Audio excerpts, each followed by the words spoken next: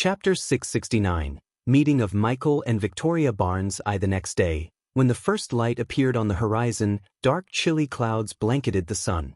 Snow pure as an innocent child blessed the earth with its puffy whiteness.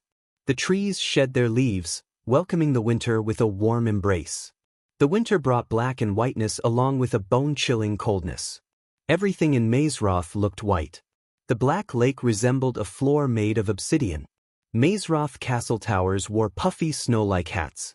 The students, especially the first years, rushed outside to play in the snow.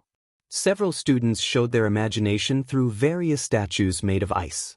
Another group showed their lust for destruction by destroying those statues. Nonetheless, pure fun was just as abundant as the snow in Mazeroth. Back in his room, Michael slowly opened his eyes. He felt the chillness in the air and the joyful shots from the outside. He stretched his arm, pulling aside the curtains to see the heavy snow rain through the window. "So the winter is here," Michael yawned. He jumped back from the bed and started doing push-ups to warm his body as usual. It took Michael almost 15 minutes to freshen up. Although cultivators didn't need baths, Michael's old habits followed him to the new world. Hence, Michael had never started a day without taking a bath and brushing his teeth. Wondering how to convince Gaia to stay behind while he ventures into the treacherous ocean, Michael walked out of his room. He was on his way to the arena so he could watch how Eladir fared in the duel. To Michael's surprise, the common room was filled with a crowd. "Why is everyone here?" Michael thought to himself. Usually, the alchemy students would greet Michael with wide grins and fist bumps. But at this moment, none of them dared to move an inch. They all stood around something. So no specialization is inferior to another one. You cannot compare one with another. If you reach the top of your specialization, you won't have to fight, Michael heard a calm voice. Immediately the voice made Michael think of a wise old man. But he didn't sense anyone in his environmental scanning. He glanced at the room to find Ruby. She wasn't in the room. "Learn to make the world a better place. Do not let the power corrupt you, my children." For some reason, Michael felt like these words were directed at him. Michael was curious. He wanted to see the voice's owner. "That's all the time I have now. If a higher force allowed us, we will meet again." Unfortunately, the man seemed to have finished his gathering with the students.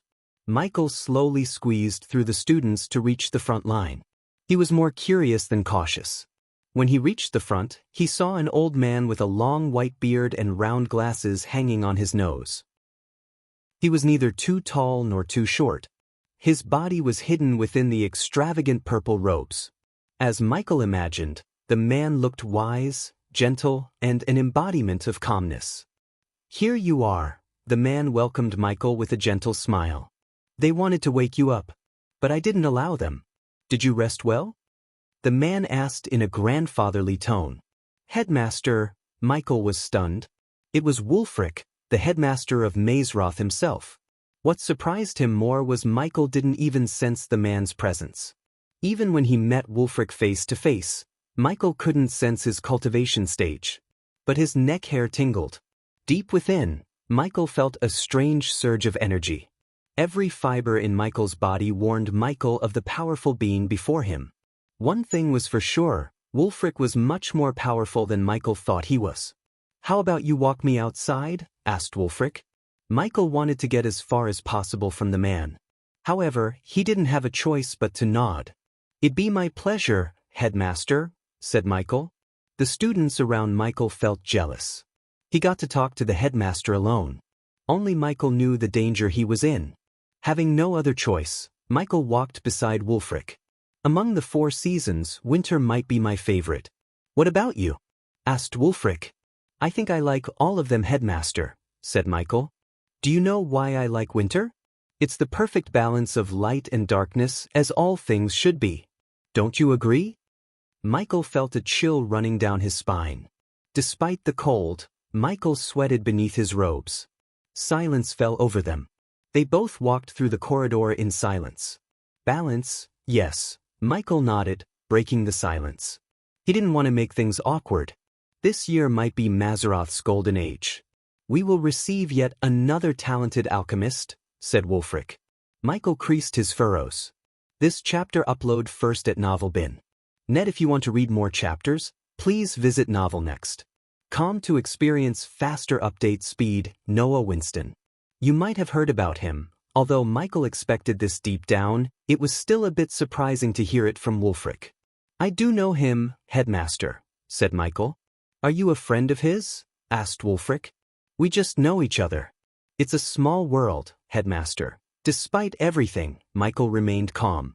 Luckily, Wulfric and Michael reached the outside where Wulfric stretched his arm to collect some of the falling snow. Even the strongest blizzards start with a single snowflake. Just like a long blood feud or lifelong friendship start with a single decision, Wulfric patted Michael on the shoulder before ascending to the sky. Michael waited until Wulfric completely disappeared from his sight. As soon as he disappeared, Michael turned around and rushed back to his room. Hey, what did the headmaster say to you? Did he give you any pointers? Several students questioned Michael when they saw him back. But Michael ignored all of them. He rushed to his room. Gaia. Michael immediately contacted Gaia. Eladir, Nightmare. Without waiting for Gaia to respond, Michael contacted Eladir and Nightmare. I am in the middle of a class. Are you alright? You sound worried. Michael heard Gaia's voice in his head. Drop everything you're doing and get back to my room, said Michael. Anything happened? Asked Gaia. No time to explain. Do what I say now. He also ordered Eladir and Nightmare to come to his room. While waiting for them, Michael upgraded the environmental scanning and paid the system a sum of badass points to strengthen the Eyes of Darkness. The moment the system finished upgrading the spells, Michael closed his eyes. He spread his senses around him. His eyes abruptly opened. Shock and panic glimmered in his eyes. The room grew gloomier as a dark shroud enveloped Michael. He looked up. Suddenly, the sound of something shattering resonated in the air. The level 8 environmental scanning exposed the surveillance spell put on Michael. System, can you trace the origin of that surveillance spell? Asked Michael. The system sensed the origin is from somewhere in the Akulun realm. But system version 9 required to pinpoint the exact location, said the system. The system's words confirmed Michael's suspicion. Michael spent 200,000 badass points to increase the darkness manipulation from 28% to 36%. As a result, his Eyes of Darkness received an ability to see through disguises. After meeting Wulfric and learning about the surveillance spell put around him, Michael had a feeling there might be people of Sky Hall around him in disguise. How can I be this careless and stupid? Michael punched the wall, creating a fist-size hole in the wall. I was being watched all this time, Michael gritted his teeth. This chapter upload first at Novel Bin. Nadi's anger was cut short by someone outside his door. Michael sensed a core formation level cultivator knocking on the door. Judging by the outline of the silhouette, it was a female. System, if something goes wrong, do whatever you want and get me, Gaia, Elodie, and Nightmare the hell out of here. Noted host, even the system sounded serious. Michael slowly made his way to the door and opened it. To his surprise, it was Edith who stood outside his door. What do you want? Michael was not in the mood to entertain Noah's girlfriend. Hence, his tone was not his usual friendly calm one. Edith was slightly surprised by his response. But she didn't show any emotion on her face. After all, she was here to ask Ghost about something important, not to pick a fight with him. Someone is waiting to meet you. I don't have time for this. If they want to meet me, ask them to come here. Michael was about to close the door when Edith put her hand on the door, stopping Michael. Sorry for this, Edith snickered. The next moment, Michael felt the space around him distort. In a blink of an eye, the scenery around him changed from his cozy room to a mountaintop. Michael saw several floating mountains around him. He could tell he was in the Akulun realm, but not exactly where in the Akulun realm. My sincerest apologies, Ghost. You left me with no choice. Michael looked over his shoulder and saw Edith. She is a good girl. Just a little bit stubborn, Edith chuckled. Her best friend was the prettiest and on the way to becoming the most powerful woman in the world. Who wouldn't like her? Edith doubted Ghost would be an exception. Who? Asked Michael. He controlled his impulse to rip Edith to shreds for teleporting him without his consent. She was lucky to be Layla's younger sister. You will see. Follow me. Edith led Michael through the snow. There was nothing but snow around him as far as he could see. Michael remained calm. He didn't want to do anything stupid before knowing what was happening. After following Edith for a couple of minutes, Michael almost reached the edge of the floating mountain. He was above the clouds. He could see the puffy clouds stretching endlessly around him. The alchemist robes he wore fluttered chaotically in the wind. After a while, Michael got annoyed and willed the system to equip his black robes. Finally, Edith stopped walking and turned around. Nice, you need to look your best. Edith gave an approving nod. What are we doing here? Asked Michael. You are really lucky, Ghost. Throughout these years, she has received proposals in hundreds. She rejected them all. But for the first time, she showed interest in you. So it's only fair you two meet each other. Michael creased his brows. I know it's sudden, but please stay here and meet her. You will like her, Edith said in a gentle tone. Happiness was visible in her eyes. Michael felt so annoyed and irritated by Edith. He was in the process of leaving Mazeroth for good. Because of her, his plans were getting delayed. Michael, where are you? I am in your room with Eladir. Michael heard Gaia's voice. I'll be with you in a minute, Michael said, turning around to leave. He was about to take a step forward when he sensed a powerful being in his environmental scanning. You asked me who asked you to meet her, right? It's her. Edith looked up. Victoria Barnes. The Princess of Wuxia. The novel will be updated first on this website. Come back and continue reading tomorrow, everyone.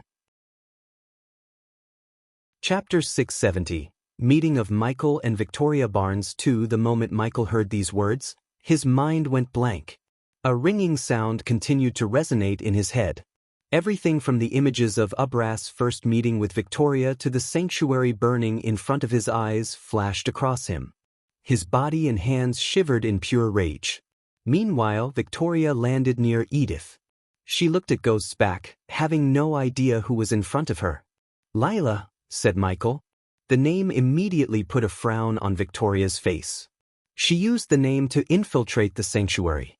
Except for Abras, some elders in the sanctuary, General Booth, and her father, no one outside knew the name she used.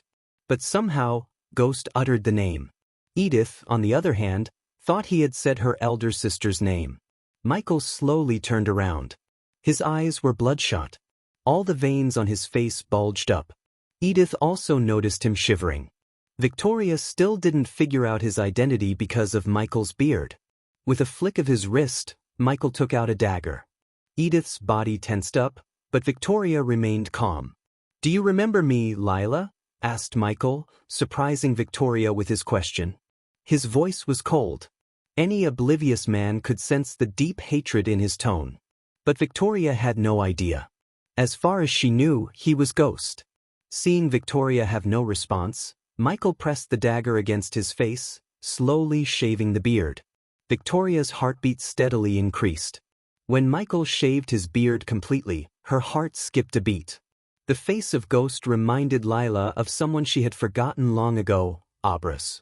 She simply couldn't believe what she was seeing. Abras, Victoria mumbled. The last time she saw Abras, she stabbed him in the heart. There was no way he could have survived the slaughter. But not only had he survived, but he also became a heaven-defying prodigy. In the corner of her mind, she doubted that Abras used the cosmic stream somehow to survive and cultivate. Victoria remembered Abras as a naive, weak, and love-stricken boy from a group who kept the cosmic stream for themselves instead of using it for the betterment of this world. However, Ghost was the exact opposite of Abras. That was the reason Victoria even considered meeting Ghost and thought about marrying him. He was the perfect suitor and the prince for Wuxia. He was brutal, cold, and merciless to his enemies. Abras. Edith took a step back. She recalled everything Victoria told about the sanctuary and what the Thusians did to the people who converted the cosmic stream. If Edith was right, Abras was the young man Victoria pretended to be in love with and killed in the end. A necessary action. That's how Victoria justified her actions. Edith was still unclear about how she felt about what Thusians did to the sanctuary. But at least they used cosmic energy to get rid of the plague that swept across Wuxia. If not for the cosmic stream, her parents would have died. For that, Edith felt eternally grateful to Victoria and King Maxim. "You survived," Victoria said. Despite the startling truth, Victoria didn't shiver in fear or show any emotion except a slight surprise in her eyes. Although she didn't know how Aubras survived, she couldn't let him live. Otherwise, he might expose the cosmic stream's existence to the outside world. "What now, Aubras? You want to kill me?" asked Victoria. Granted, Ghost was strong, but she was stronger. She had cosmic energy coursing through her veins. Thinking that she had to kill him again, she almost felt pity for him. It seemed like fate really wanted her to kill Aubras. The least she could do for him was end his life painlessly. This time, she didn't have to betray him but look him in the eyes and end his life personally. "Kill you?"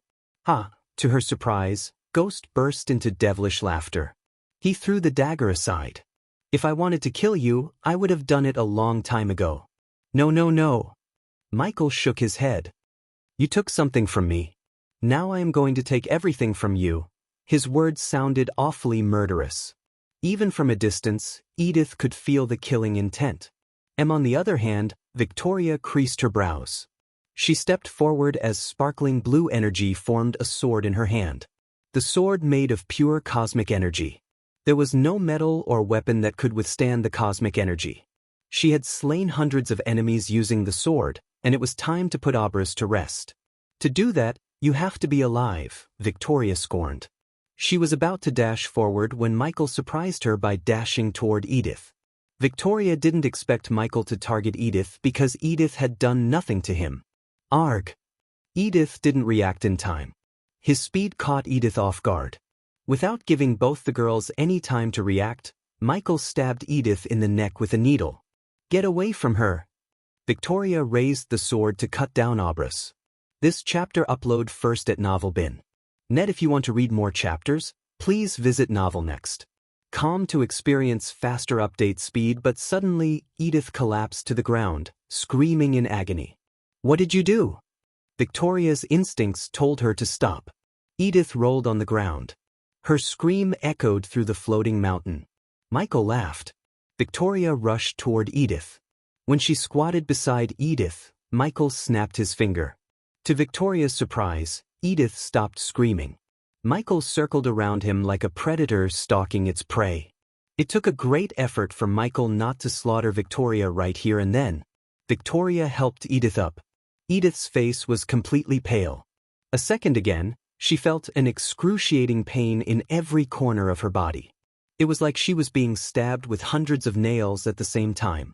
But the pain disappeared as soon as Michael snapped his finger. Michael finally finished a full circle around them.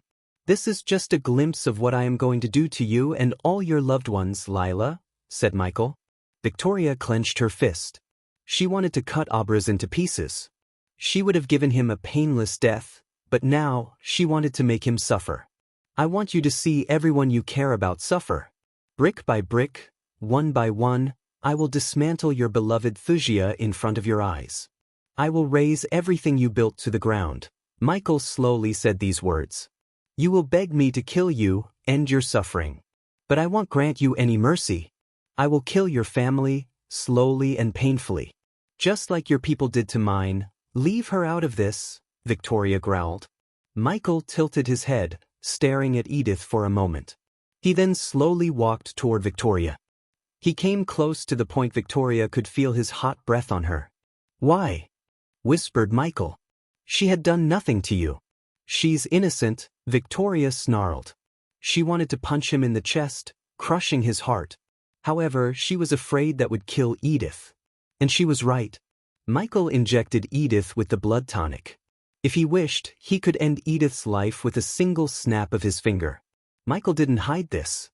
He let both of them know what he had done to Edith. "I put something of my own inside her. All I need is to snap my fingers to end your friend's little life." Victoria gritted her teeth as Michael coldly smiled. "Or if I wanted, I could enjoy some screaming music." Michael simply moved his brow as Edith collapsed to the ground once again, screaming and rolling in pain. Finally, Victoria couldn't see her friend suffer. She clenched the cosmic sword tighter. She wanted to cut down Obris. This chapter upload first at Novel Bin. Net, tsk. Michael shook his head. Patience, Lila. Do you think I only hold your friend's life in my hand? How's Her Highness, Valeria? Victoria's mind went blank. Obris. Victoria growled like a wounded animal. Her eyes turned blood red in anger. You coward. Release my friend and settle this like a man, said Victoria. But Michael laughed. I am not a man. I am the fucking consequences of your actions. Michael glanced at Edith. He willed the system to shut down the nanites in her body. As a result, Edith's pain disappeared. You have no idea what we are capable of, Obris. I destroyed your home once. It won't take me long to do it again. Michael heard Victoria while he was walking away from Victoria. He was afraid he would lose control and slaughter Victoria right on this floating mountain. He didn't want that. As he explained, he wanted Victoria to suffer. Although killing Victoria was as easy as snapping his finger, he had other plans for her. I will destroy Bradford and everyone in it. Then you better pray you can protect your precious cosmic stream from all the great 8 clans and the Skyhole. Because the moment you raise a finger against me, I will expose your dirty little secret. Michael turned around with a devilish grin. Then I will make your friend and your mother scream to death. That be just a glimpse. Michael slowly ascended to the sky. Now go tell your entire kingdom, death is coming. Michael's figure disappeared from Victoria's sight. Silence fell over them. Edith shivered in fear. When she looked into Victoria's eyes, she saw a sign of dread for the first time. Michael may have bluffed about poisoning Valeria, but the moment he leaves Amazaroth, he plans to order Azazel to inject Valeria with the blood tonic. It'd be difficult, but using the spiders and drones, it wasn't an impossible task either. Azazel was more than enough to finish the task. Moreover, Michael's threat to expose the cosmic stream rendered Victoria helpless.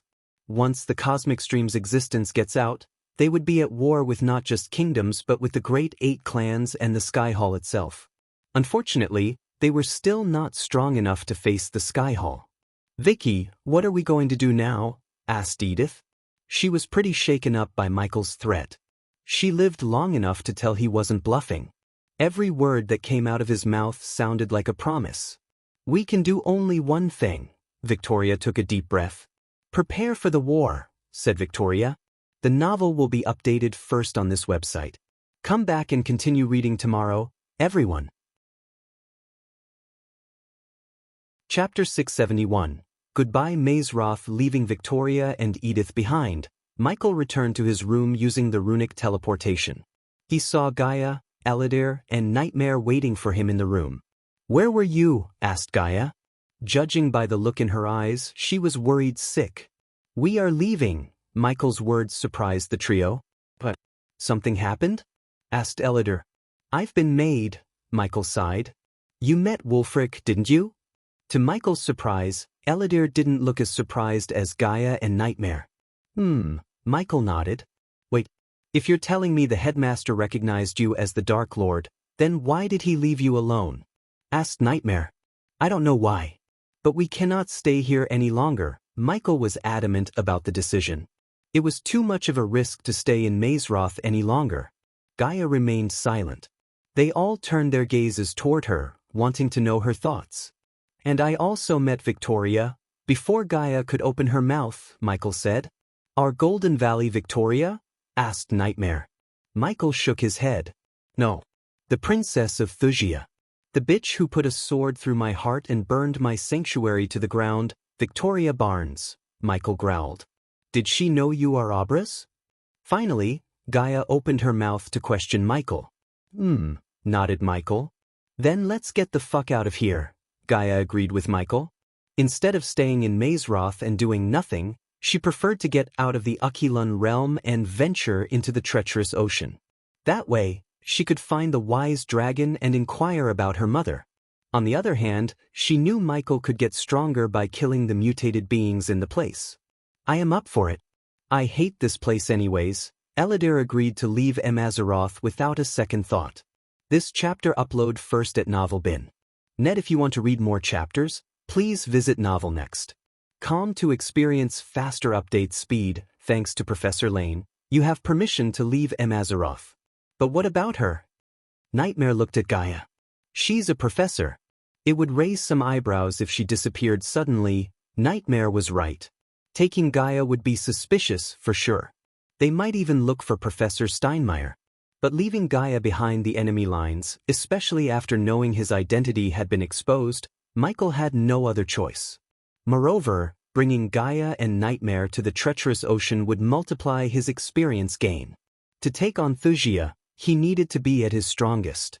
Be that as it may, if push comes to shove, we can at least fight the Skyhall on our terms. Staying in their territory is not the right move.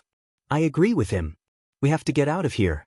But I have to ask you again, are you sure Wulfric recognized you? Asked Eladir. Do you know why I like winter? It's the perfect balance of light and darkness, as all things should be. Don't you agree? Michael repeated Wulfric's words. That was his words to me. He knows about me. And I found a surveillance spell around me. Someone was watching me all this time. Gaia and Eladir raised their brows. They were completely taken aback by the surprise. He also said that even the strongest blizzards start with a single snowflake. Just like a long blood feud or lifelong friendship start with a single decision. Now connect everything and tell me I am wrong, asked Michael. The longer we stay here, the more we are putting ourselves in. So come on. Michael was about to take a step toward the center of the room where Eladir put the teleportation array when he heard someone knocking on the door. Who's there? Asked Nightmare. You and Eladir. Michael looked at Gaia and Eladir. Get out of here, Michael whispered. Without wasting time arguing, Gaia and Eladir stepped onto the array. Standing atop the carpet, Eladir just waved his hand. The floor suddenly trembled as a golden light enveloped the two of them. It's Ruby, Michael heard Ruby's voice. Give me a minute, said Michael, waiting for Gaia and Eladir to disappear. A golden light flashed across the room. The light quickly disappeared along with Gaia and Eladir, leaving Michael and Nightmare behind. Michael heaved a sigh of relief. Before leaving Azeroth for good, he wanted to say goodbye to Ruby. Even though he only knew Ruby for a few days, she was nothing but a good friend to him. He was still determining when or if he would meet Ruby again. So Michael wanted to talk to Ruby one last time. Of course, Michael wouldn't say he was leaving Azeroth. But when Michael opened his door, he was startled.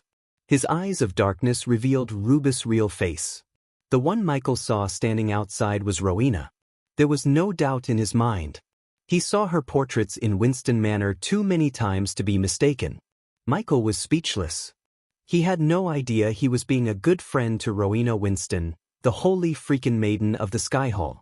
Even with the upgraded environmental scanning, he was unable to sense her cultivation stage before opening the door. Now that he had seen her with his eyes, he was able to see a cultivation stage, fusion stage level 4. The gentle smile on Ruby's face faded away. She sensed an energy fluctuation in the room as though someone had teleported away. Furthermore, Ghost looked agitated. To Michael's surprise, Ruby sighed and stepped into his room. Unlike everyone in Azeroth, Rowena knew Professor Steinmeier was not what she claimed to be. Rowena had seen through her disguise the moment she saw her with Ghost in Lane's office. The only reason Rowena didn't throw her in prison was that she was with Ghost and seemed to care about him. Rowena did not want to repay the kindness Ghost showed her family by hurting his close one. Regardless, she would have asked the one pretending to be Steinmeier to leave Azeroth and never return. Connecting Ghost's agitated face with the energy distortion in the room, Rowena guessed the fake professor might have left Azeroth. The question was, how did she leave Azeroth? This chapter upload first at Novel Bin. Net. Although Michael learned Ruby's real identity, he didn't act weird. Instead, he pretended to know nothing about her. I thought you went to the arena, said Michael. I was there. But I had a feeling you might be in trouble, said Rowena. To be honest, it wasn't a lie. Rowena really did feel Ghost was in trouble when she was in the arena. It was the same time as Wulfric met him. After hearing some students speak about Wulfric's surprise visit to the House of Alchemists, Rowena really thought Wulfric had caught Ghost helping the one who was pretending to be a professor. If that was the case, Rowena would have used her status as the Holy Maiden to help him and settle her debts to the ghost once and for all. As far as she was concerned, Ghost saved 4 people in her family: Andrews, Sabrina, her mother, and her father. That was 4 lives. So Rowena owed Ghost 4 times. By saving Ghost with the cold flames, she repaid him once. By not exposing Professor Steinmeier and thus getting Ghost into trouble, she repaid him for the 2nd time. In other words, she owes him twice. You felt wrong. I am doing fine, said Michael.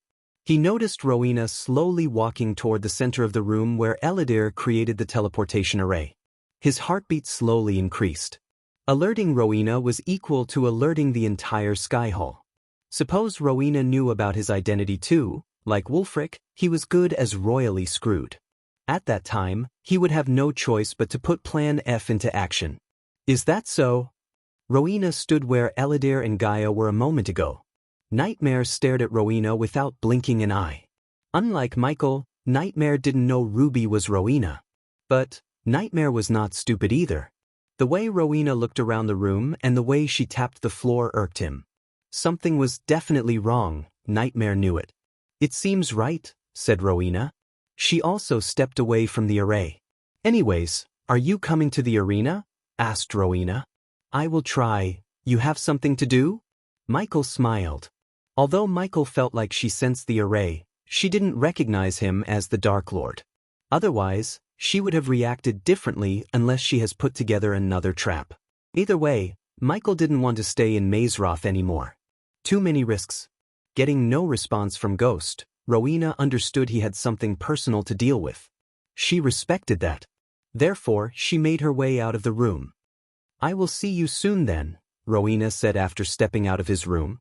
She nodded at Michael. After giving him a gentle smile, she walked away. Phew, Michael deeply exhaled. Without wasting time, Michael shut the door. He grabbed Nightmare and walked toward the array. The moment we get out, destroy the array without a trace, Michael ordered the system. He looked at his room and couldn't help feeling a bit of sorrow. If he was a normal guy, he could have cherished this Mazeroth life like the others have. Being the Dark Lord caused him to lose so many things in life. The only way to fix everything was to destroy the Sky Hall once and for all. Now that he had spent some time with Rowena, going against her made his heart heavy. She may have pretended to be Ruby, but his instincts told him she didn't have any ill intention toward him. She was genuine. Besides, she could have left him to die in Lane's office. Instead, she saved him. Michael simply couldn't understand Rowena. But for now, understanding Rowena wasn't on his to-do list. Where are we going? Asked Nightmare.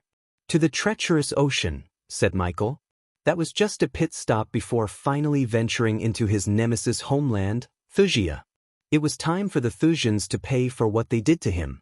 The novel will be updated first on this website. Come back and continue reading tomorrow, everyone. Chapter 672. Returning to the treacherous ocean after leaving Mazeroth, they all arrived at the Dark Forest. Michael ordered Eladir to stay in the Dark Forest, watching over the sect and everything. He then immediately departed from the Dark Forest to the treacherous ocean with Gaia and Nightmare. He left Vidora in Eladir's care. Vidora needed some ancient knowledge, and Eladir was the best person to teach. The last time Michael went to the treacherous ocean, he was with Layla. The Momiers flashed across his mind.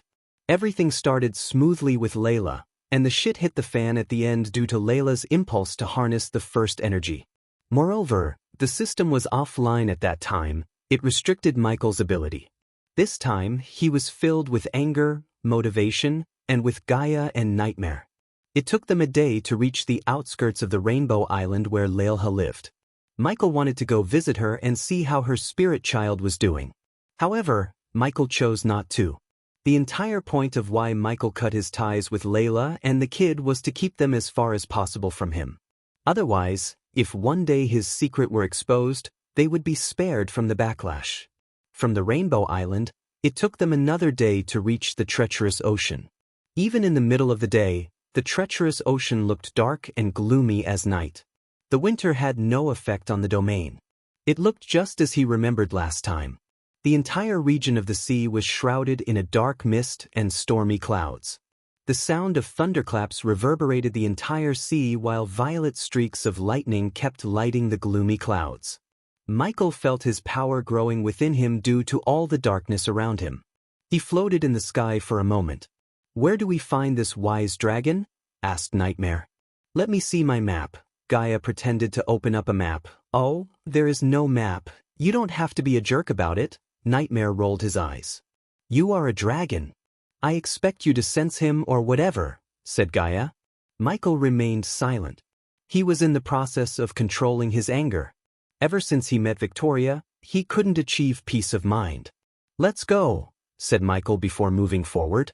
He could distract his mind by killing the mutated beings in the treacherous ocean. "Take the perception pills," Michael ordered Gaia and Nightmare. With a nod, Gaia flicked her wrist. A couple of sparkling blue pills appeared in her palm. She threw one into her mouth and offered the other one to Nightmare. Although Nightmare had a special vision to see his environment, he swallowed the pill, just to be safe. The more they flew forward, the louder the thunderclaps sounded. It was as though they were entered into a raging storm. Michael slowly descended toward the island covered in the mist. Unlike before, Michael was able to see everything around him despite the thick mist. He immediately took out the drones and sent them flying in every direction to recon the place. When Michael visited the treacherous ocean previously, he had the death aura of Nightmare, hiding his presence from the beings that inhabited the treacherous ocean. Considering Nightmare was well and healthy, he didn't have any aura to hide his presence. This chapter upload first at Novelbin. Net if you want to read more chapters, please visit Novelnext.com to experience faster update speed. As a result, Michael sensed several hostile beings rushing toward him from every direction. Nightmare and Gaia didn't plan to get caught off guard. They both sensed the activity around them using their own senses. "Leave it to me." Nightmare leaped into the air from Gaia's shoulder. His size grew rapidly until he reached his full size. Even though Nightmare still hadn't reached his full size, he was still a terrifying 90 feet long dragon. With the dark horns growing out of his head, Nightmare looked like a demonoid dragon. With a single flap of his large wings, Nightmare pushed back the mist covering them. The mutated beings hiding within the mist got exposed by Nightmare's action. At that moment, Michael and Gaia saw several creatures. Most of them seemed humanoid with typical features like 2 hands and 2 legs. But all of them were shriveled and radiated a strong putrid stench. These creatures were once humans, elves, and orcs who ventured into the treacherous ocean to unmask the mystery behind the dragon clan's disappearance. But they lost their lives and were consumed by the mist. Finally, they were turned into these mutated beings that mindlessly attacked any living being that stepped onto the island. Nightmare breathed fire on them mercilessly, turning them into nothing but ashes. Michael heard the system notifications continually ringing in his head. The number of experience points rapidly increased to the point he had received almost 80,000. Finally, after turning every mutated being to ashes, Nightmare returned to his previous size and landed on Gaia's shoulder. Michael and Gaia continued to venture deeper and deeper into the treacherous ocean. Nightmare used his dragon breath to burn them to a crisp every time they got swarmed with mutated beings. "Why don't you stretch your muscles a bit?" asked Gaia. "It'd be a good way to warm up before the big war with Wuxia. If you're trying to distract my mind off Wuxia, it's not working," said Michael. "Well, I have to try. Look, we both are in a kind of a pickle here. You want Wuxia destroyed and I want my mother found. Both are not the same, Gaia. Your mother is alive. But everyone I grew up with is not." Gaia halted her steps. She grabbed Michael by his shoulder before turning him to look him in the eyes. Michael may not have said a word or seemed calm as usual, but Gaia knew his mind was seething with anger. She didn't blame him. She doubted she could have let Victoria live after meeting her again if she was in his shoes. "I won't say giving a warning about you are coming is a smart move. You wanted them to live in fear, so be it. But get your head in the game. We are in one of the most dangerous places in this world. Just like you always say, you won't see things clearly if you're blinded with anger." Michael knew she was right, at least about him being angry. I want them to be at their strongest when I crush them. Only by then, they will feel helpless, desperate, and beg me to forgive them. Let them prepare. Let them get every ally they have to their side, Michael growled. His eyes glimmered with killing intent. She had never seen Michael like this before. Human, Gaia smiled, cupping his face gently. This chapter upload first at novelbin.net. We will end them together. If it makes you feel better, I already have a plan in my mind for Thuxia's total annihilation. You do? Nightmare tilted his head. Of course I do. Let's walk and talk. With Michael and Nightmare by her side, she almost forgot she was in the treacherous ocean. Instead, she treated this place like a park. As Gaia said, she put her hand around Michael's shoulder and moved forward. The Thuxians destroyed 2 kingdoms and are currently at war with 3. The enemies of my enemy are my friends, right? So we rally them against the Thuxians. With your endless supply of potions and the combined army, we will destroy Thuxia brick by brick, just the way you like it. Why can't we just create a plague and spread it throughout the Thuxian army and kill them single-handedly? He is not a lunatic, Lizard. You cannot control the plague once it starts to spread. The people who live in Thuxia did nothing to him. We cannot become the thing the Skyhull and the Guardians say we will, Michael nodded. But he knew that wasn't the only reason he avoided spreading a plague. The Thuxians were in possession of a divine power source that was far beyond any mortal's comprehension. If Michael spread the plague, Maxim Barnes would use the cosmic stream to cure the plague.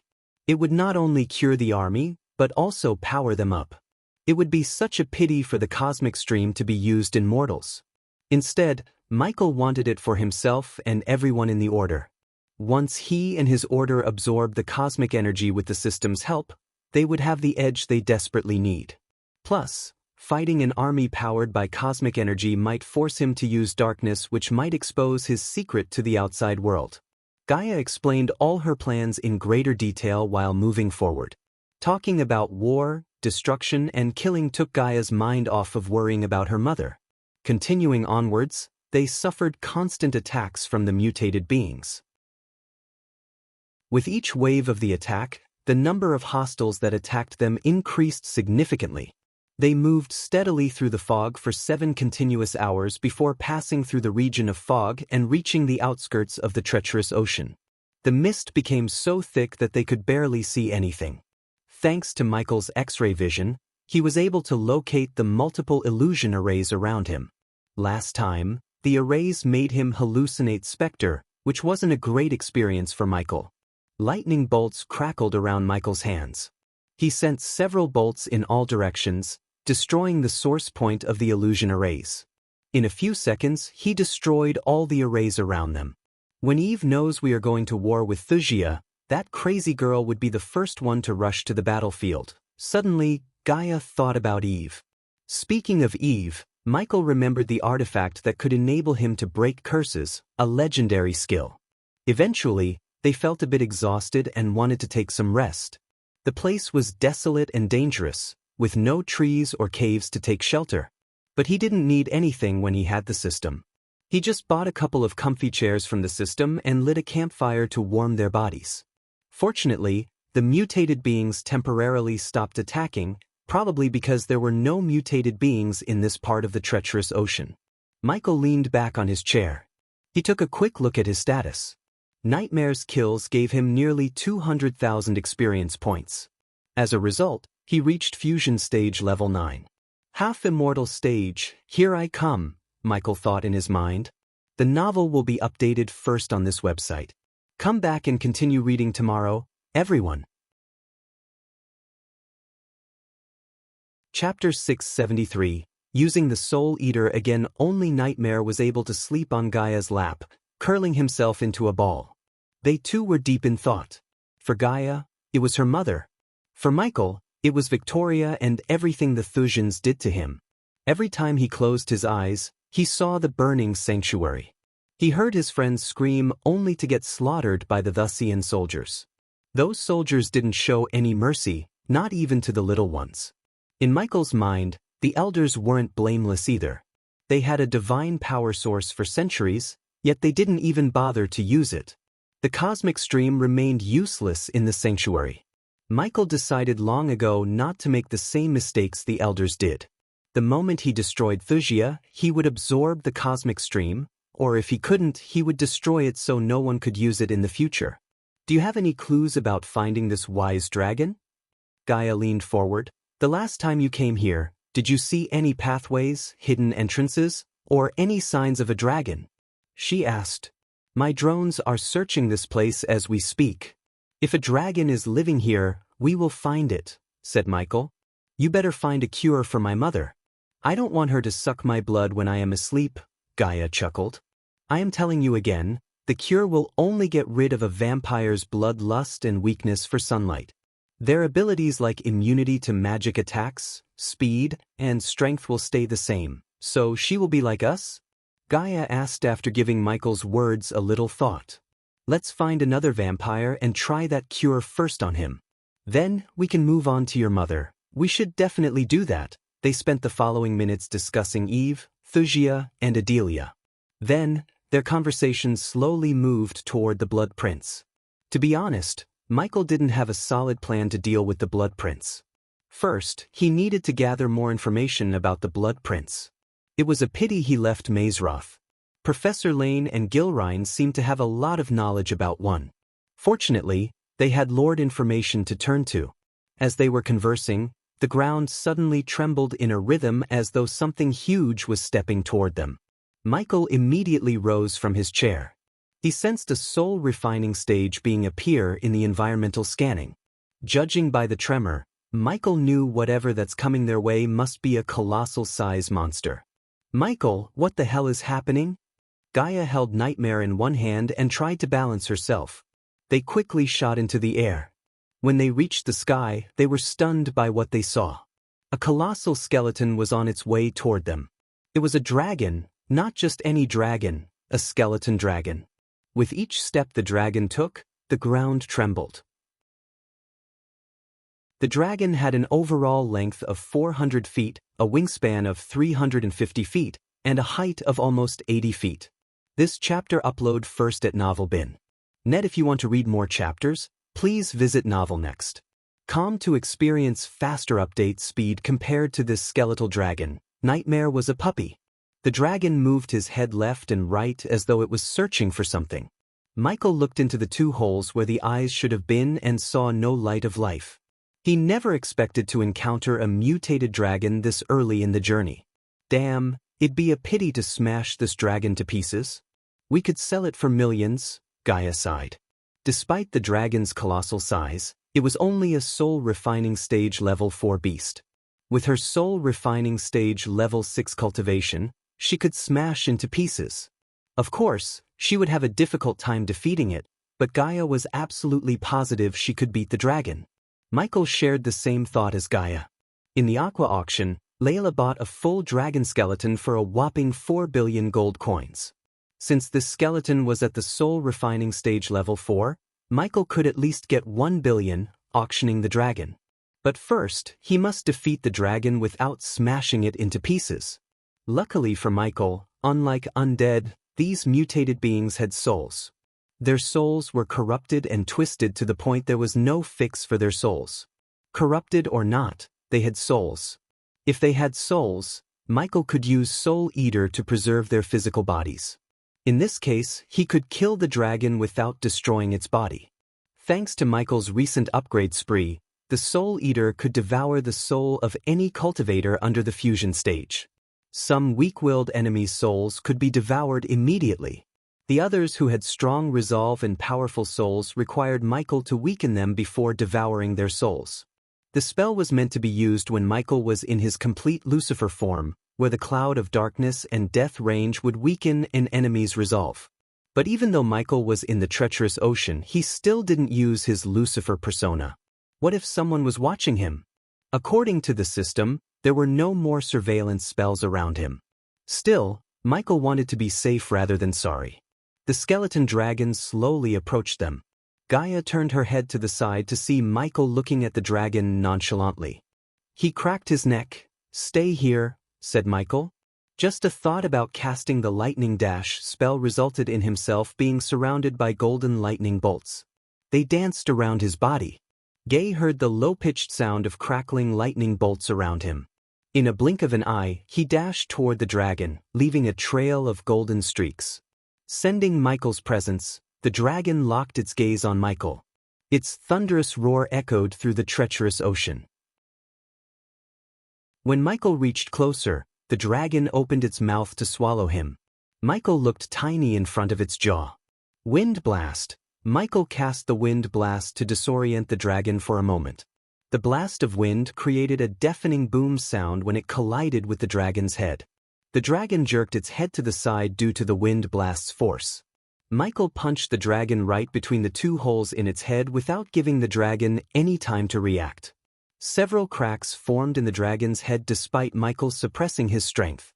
From afar, Gaia saw the dragon stumbling. Michael didn't stop with one punch.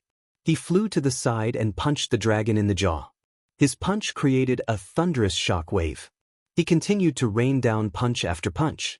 Cracked skeleton is better than no skeleton, right? Gaia said to herself. Any oblivious man could tell Michael was using the dragon as a punching bag to vent his anger. It was indeed a good outlet for the anger raging within him. The dragon's colossal size had become its ultimate bane. It couldn't keep up with Michael's speed. A normal fusion stage cultivator would have fought the dragon in a bloody battle, using all their strength and spells. But even a prodigy like Layla couldn't have fought like Michael. He bullied the dragon. The darkness in the treacherous ocean, coupled with his anger, boosted his power to the point he almost destroyed the dragon's head with just punches alone. Finally, the dragon's roar sounded weak. It exhausted its strength, trying to bite Michael. When the dragon was at its weakness, Michael landed on its head. He stared into its eyes, feeling the corrupted soul residing within. The dragon started to shake its head left and right frantically. It tried to throw Michael away. But Michael held onto its head, continuing to stare into the dragon's eyes. The dragon roared, looking at the sky. Seeing the dragon violently shaking its head, Gaia threw Nightmare into the air. This chapter upload first at Novelbin. Net, wake up, damn lizard, she dashed toward Michael. Meanwhile, Nightmare woke up in shock. Despite the dragon's roar and all the commotion, Nightmare was sleeping peacefully. When Gaia threw him in the air, he was forced to wake up. He was taken aback by surprise. A huge skeletal dragon was wiggling its body. When Nightmare looked closer, he saw Michael standing atop its head. Now, Gaia joined the fight. She punched the dragon in the side of its face. She went under the dragon's chin and grabbed the bones using all her might. As a result, the dragon's wriggling slowed down. Michael was able to feel the corrupted soul once again. Still, the corrupted soul fought against Michael's soul-eating stare. Michael didn't give up. He focused more on devouring the soul more.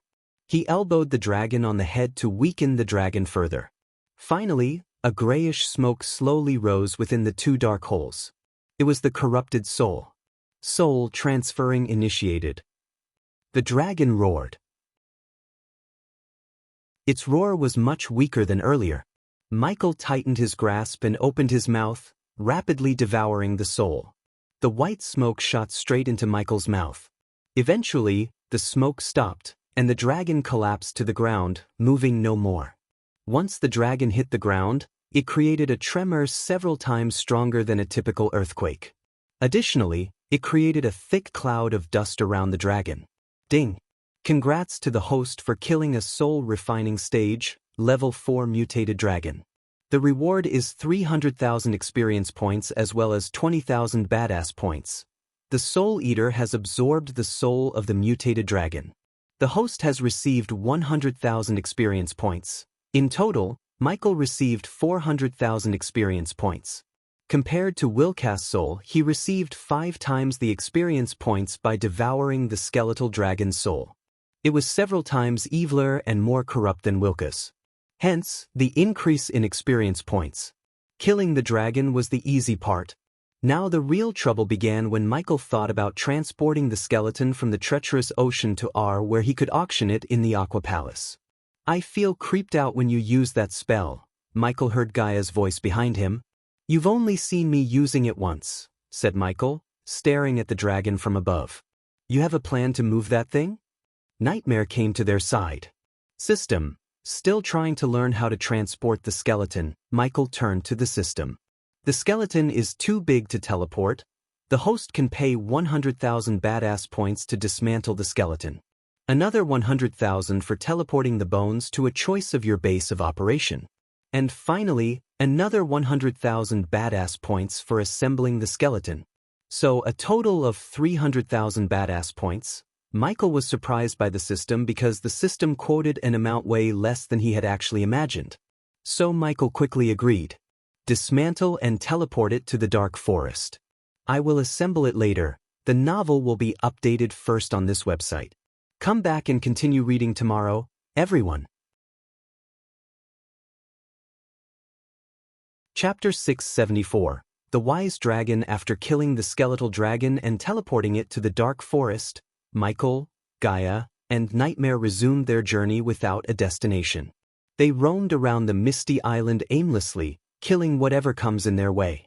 Unfortunately for Michael, he didn't get to kill anything stronger than a core-strengthening stage being. He didn't even bother to raise a finger as he let Nightmare get some battle experience. It was time Nightmare forged his own path under Michael's watchful eyes. After all, Nightmare was no longer a child that needed to be taken care of. He had reached the core-strengthening stage. The only weakness Michael saw in Nightmare was his kindness. Unfortunately, it often made Nightmare look weak rather than kind. Although Nightmare seemed to be supporting Michael in his thoughts to destroy Wuxia, Michael knew Nightmare wanted to avoid all the bloodshed. He wasn't wrong though. If it were any other situation, Michael would have wanted the same. He himself wasn't a big fan of wars. But Wuxia must be destroyed. Michael was not a saint to return an evil act with kindness. He would do anything to see Victoria and her family suffer. Through the mist, Michael led Gaia and Nightmare forward. His senses were heightened to detect any threats nearby. Suddenly, Michael stopped flying. "Why are we stopping?" asked Gaia. "The drones were destroyed," said Michael. A moment ago, he felt the connection between him and a few drones suddenly severed. He closed his eyes briefly for a moment, ordering the system to locate the destroyed drones. "I hope it's the Wise Dragon," Gaia nervously smiled. Without wasting any time, Michael grabbed Gaia's hand and cast the Ignitia to reach the destination as fast as he could. The scenery around them did not change. Everyone was still covered in mist. He triggered a couple of illusion arrays but destroyed them all within a few seconds. They weren't strong enough to pose a threat to Michael anymore. In a couple of minutes, they traveled quite a long distance. To their surprise, the mist suddenly disappeared. Instead, they were stuck in a dome made of bone-chilling ice. "What is this place?" asked Gaia. She rubbed her shoulders to create some much-needed warmth. Nightmare tried to breathe fire, but he simply couldn't. The coldness affected Nightmare's ability to breathe fire. Gaia looked around the dome to see an entrance. She couldn't even find out how she entered the dome when she turned back. It was obvious that ice closed the gap they entered. Several questions emerged in their minds. First of them was, where were they? As they were looking around, Michael sensed a powerful being in the area with them. "Something's here," said Michael. According to his senses and the environmental scanning, the being was a fusion stage being. Although he sensed the being, he couldn't see it. He quickly used his thermal vision, looking at his surroundings once again. Shock and surprise welcomed Michael. An invisible foe slowly approached them. Judging by the silhouette, it was definitely a colossal dragon. Regardless of the dragon's size, it moved like a ninja, making no sound. Unlike Michael, Gaia couldn't see the dragon. "Are we playing hide and seek?" asked Michael. The dragon stopped moving. "I can see you," said Michael. The dragon stared at Michael for a few moments. They could have seen the surprise in the dragon's eyes if the dragon wasn't invisible. Finally, the dragon revealed itself by dispelling the invisibility spell around it. Michael raised his brows as he stood before a towering colossal dragon. It was just as big as the skeletal dragon but more powerful and terrifying.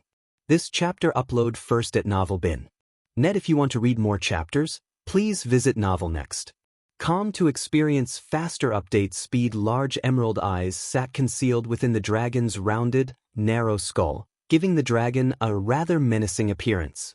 Several enormous horns sit atop its head, just above its wide, cat-like ears. Large fan-like skin and bone structures ran down the sides of each of its jaw lines. Its nose was small and had two short, pointy nostrils. There was a small horn on its chin. Several rows of large teeth poked out from the side of its mouth and gave a slight hint of the terror hiding inside. The dragon's thick neck ran down from its head and into a long body. The top was covered in curved icy blue scales, and a row of small fan-like growths ran down its spine. Its bottom was covered in small scales and was colored much lighter than the rest of its body. Four muscular limbs carried its body, allowing the creature to stand towering and proud. Each limb had 4 digits, each of which ended in thick claws seemingly made of silver. Horrendous wings grew, starting from its shoulders and ending at the middle of its back. The wings were bat-like, with a specialized layer of skin and armor-like scales growing on top of the wing's primary bones. Its graceful tail ended in a fan-like tip, covered in the same curved scales as its body. A puff of chill smoke puffed out of its nostrils as the dragon moved its head down.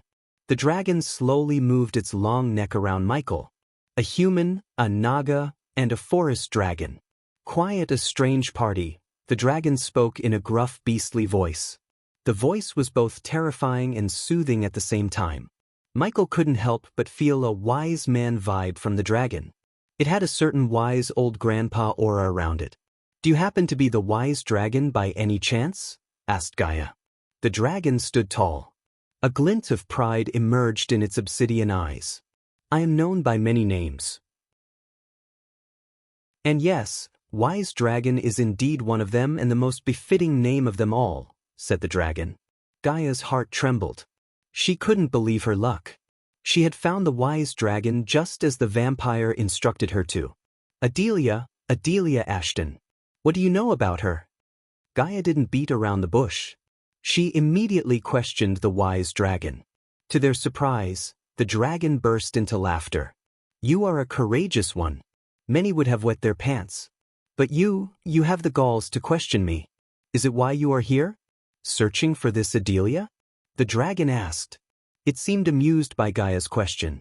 Michael remained silent, letting Gaia question the dragon. Since the dragon was at the fusion stage 10, Michael didn't have a need to be afraid. If push comes to shove, Michael could turn into the Dark Lord and kill the dragon unless the dragon was stronger than it seemed. Why else would someone come to this death trap? "Please, wise dragon, I must find her." Gaia sounded desperate. The dragon grinned, revealing its razor-sharp teeth. It somewhat looked like an oldie cunning fox in Michael's eyes. "If you survived this far and reached me without dying, that means you 3 are anything but ordinary. And Wise Dragon likes to deal with beings like you. So yes, I will tell you about the one you asked about." However, the dragon paused, lowering its head. They all felt the bone-chilling cold radiating from the dragon. As the dragon moved closer to them, the cold temperature became colder. "Nothing is free in this world. You need to give Wise Dragon something to get something," said the wise dragon. "Name your price." "Gold, artifacts, gems, anything," said Gaia. The wise dragon snickered. "This chapter upload first at Novelbin. Net, do I look ordinary to you, Naga? I am the proudest dragon of them all. I collect something far more valuable than all the things you named." "You collect knowledge," Michael interjected the wise dragon. "Knowledge is wealth," he said. The dragon nodded. "Knowledge is what I seek," said the wise dragon. Gaia quickly looked at Michael. When it comes to knowledge, there was no one better than Michael. He performed countless miracles and hoped he would perform another one with the wise dragon. "Do you accept blueprints of contraptions and legendary alchemy recipes?" asked Michael. "It depends on how heaven-defying they are. You should know that I have lived for thousands of years, hoarding knowledge. There is a little among of blueprints and recipes that I don't know. They are my own. So you can't find them anywhere," said Michael. The wise dragon noticed the confidence in his eyes. As a royal dragon who hoarded knowledge, the wise dragon had the ability to judge people. The human before it was anything but normal. So the wise dragon decided to give the human a chance. "So be it. Let me see what you have," the wise dragon said. Michael simply flicked his wrist, taking out the blueprint to build spiders and the recipe for molten plague. The two golden parchments slowly floated toward the wise dragon. When the parchments reached its eye line, two round mirrors materialized before its eyes. It made the dragon look like he was wearing glasses. The wise dragon studied the parchments cautiously without missing a single letter. They all wondered how the wise dragon planned to evaluate the authenticity of the parchments. After all, one could easily write a fake recipe and blueprint to fool someone. But deep down, they felt it was near impossible to fool a powerful being that literally calls itself the wise dragon. To their surprise, a copper cauldron along with a purple flame appeared before the dragon. Following the appearance of the cauldron and the fire, several ingredients named in the recipe materialized above the cauldron and the fire. The wise dragon began to brew the potion, but it lacked one ingredient, a blood sample of a molten plague's victim. So instead of the blood, the dragon added a green liquid. If Michael was right, that green liquid would simulate the characteristic of the molten plague blood. Finally, a purplish glistening liquid floated out of the cauldron. The wise dragon whiffed the air. This is indeed a rare potion as you've claimed. I lack the real plague strain, but your recipe is legit. The dragon's eyes sparkled. Gaia sighed. The dragon's greedy look in his eyes was evident in its acceptance. Michael wondered how the wise dragon was planning to validate the blueprint. Could the dragon build spider using the blueprint? Michael felt curious. Chapter 675. The double-cross. The wise dragon inspected the blueprint. Its eyes almost furrowed. Several minutes later, the wise dragon slowly turned its head aside. A broken drone flew toward the dragon. The wise dragon gently caught the drone and showed it to Michael. In the dragon's hand, the drone looked tiny as an ant. This device is the same as the one in the blueprint, except for its design. The wise dragon was surprisingly correct. When one boils it down, the spiders and drones shared the same architecture and functionalities, except the drones could fly and the spiders couldn't. Plus, Michael was surprised to see that the wise dragon had broken the drone without breaking it apart completely. Is that enough for you to give us the information about Adelia? Asked Michael. But the dragon shook its head. A cunning, basically a devilish grin emerged on its face. Knowledge like this is enough before I know how desperate she is for the knowledge I have. So the price went up.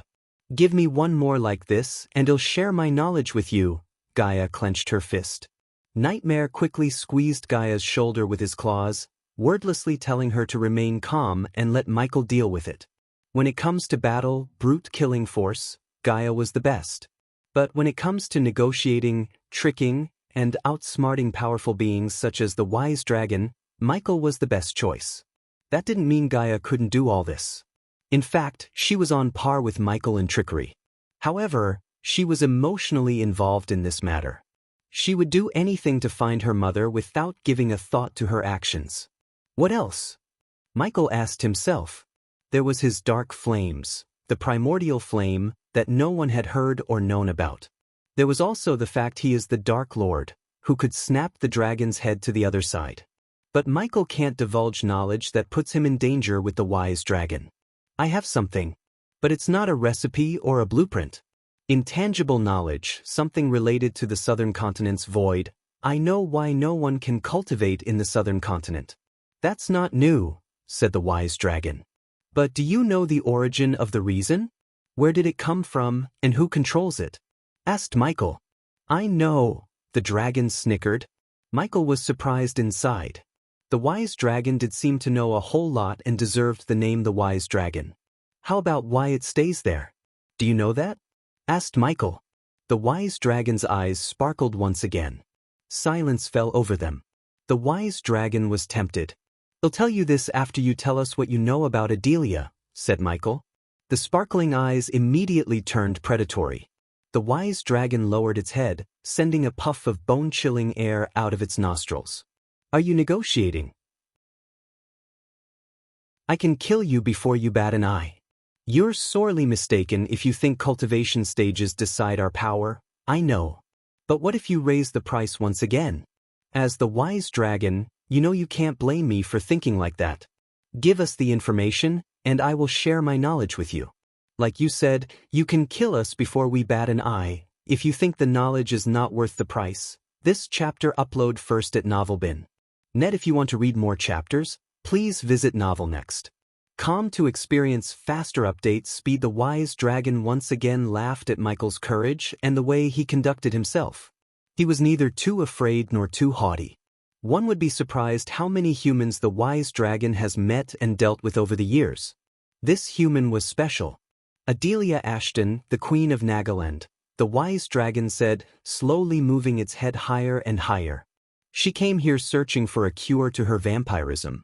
She offered me something, and I gave her the cure. Michael would be lying if he said he wasn't surprised by the wise dragon's words. No one expected Adelia to get the cure. If she did, why was she still hiding from the world? Could the vampires be the reason? The wise dragon's answer created many new questions in their heads. Where did she go next? I didn't need irrelevant, useless knowledge such as her destination or her plans. Gaia's words were cut short by Michael. He raised his hand. Now it's your turn, said the wise dragon. Michael took a deep breath. It's searching for artifacts that hold some kind of energy within. It has found 12 artifacts until now and tasked me to find the remaining 18. The wise dragon's eyes went wide. Any oblivious man could tell the wise dragon was in shock. For a few moments, the dragon didn't even breathe. It just stood there like a statue in shock. If he tells us what he gave her, we might be able to find her, Gaia whispered to Michael. He was aware of that. But he doubted the wise dragon was kind enough to share that knowledge or any knowledge. He was a collector who hoarded valuable knowledge, and every collector has something that they wouldn't give it away no matter the price. Thank you for your help, wise dragon. If you may, we will take our leave, Michael slightly bowed. He was about to turn when the dragon took a step forward. Web-like cracks formed on the icy floor. Everything trembled. What the dash? Before she could finish her thought, bone-chilling ice covered her. In a blink of an eye, she was crystallized and stuck inside an ice block with Nightmare on her shoulder. The wise dragon didn't give Michael time to react. Instead, it exhaled a chilling air that brushed past Michael, chaining his arms and legs to the floor beneath. Michael tried to wiggle the chains, yet he couldn't. I was right. You are special. I cannot risk you getting yourself killed. You should be in my collection. The wise dragon's tone completely changed. It sounded like a maniacal murderer instead of wise and calm. This chapter upload first at Novelbin. Net, after I get everything you have, said the wise dragon. It double-crossed Michael. Nightmare and Gaia didn't move an inch. They were frozen inside the block of ice. The wise dragon moved its head left and right as though it was searching for something. But suddenly, it noticed the calmness on Michael's face. The wise dragon was surprised. It just froze his loved one. Anyone could tell Michael loved Gaia and Nightmare by the way he looked at them, let alone the wise dragon.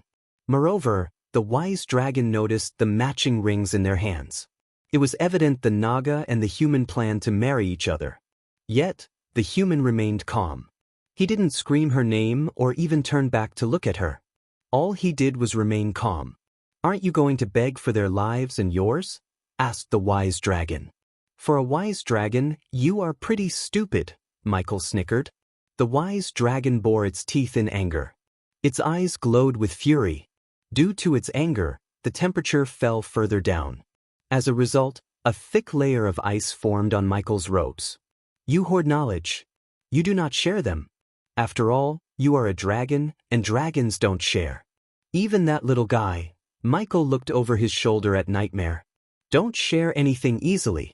So I knew the double-cross was coming before you thought about double-crossing, said Michael, surprising the wise dragon. Ah, the wise dragon burst into laughter. His laugh echoed through the icy dome. So you should have known Adelia didn't leave this place alive, right? The wise dragon asked. She is alive, and we both know it, said Michael. Eladir created a rune that gets passed on from one wraith to another. According to Eladir, wherever a wraith dies, all their knowledge, ancestry, and their duty to the order would be passed to the next of kin.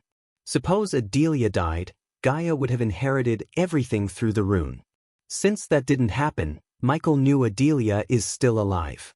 Hey Ray, something you don't know, Michael slowly said.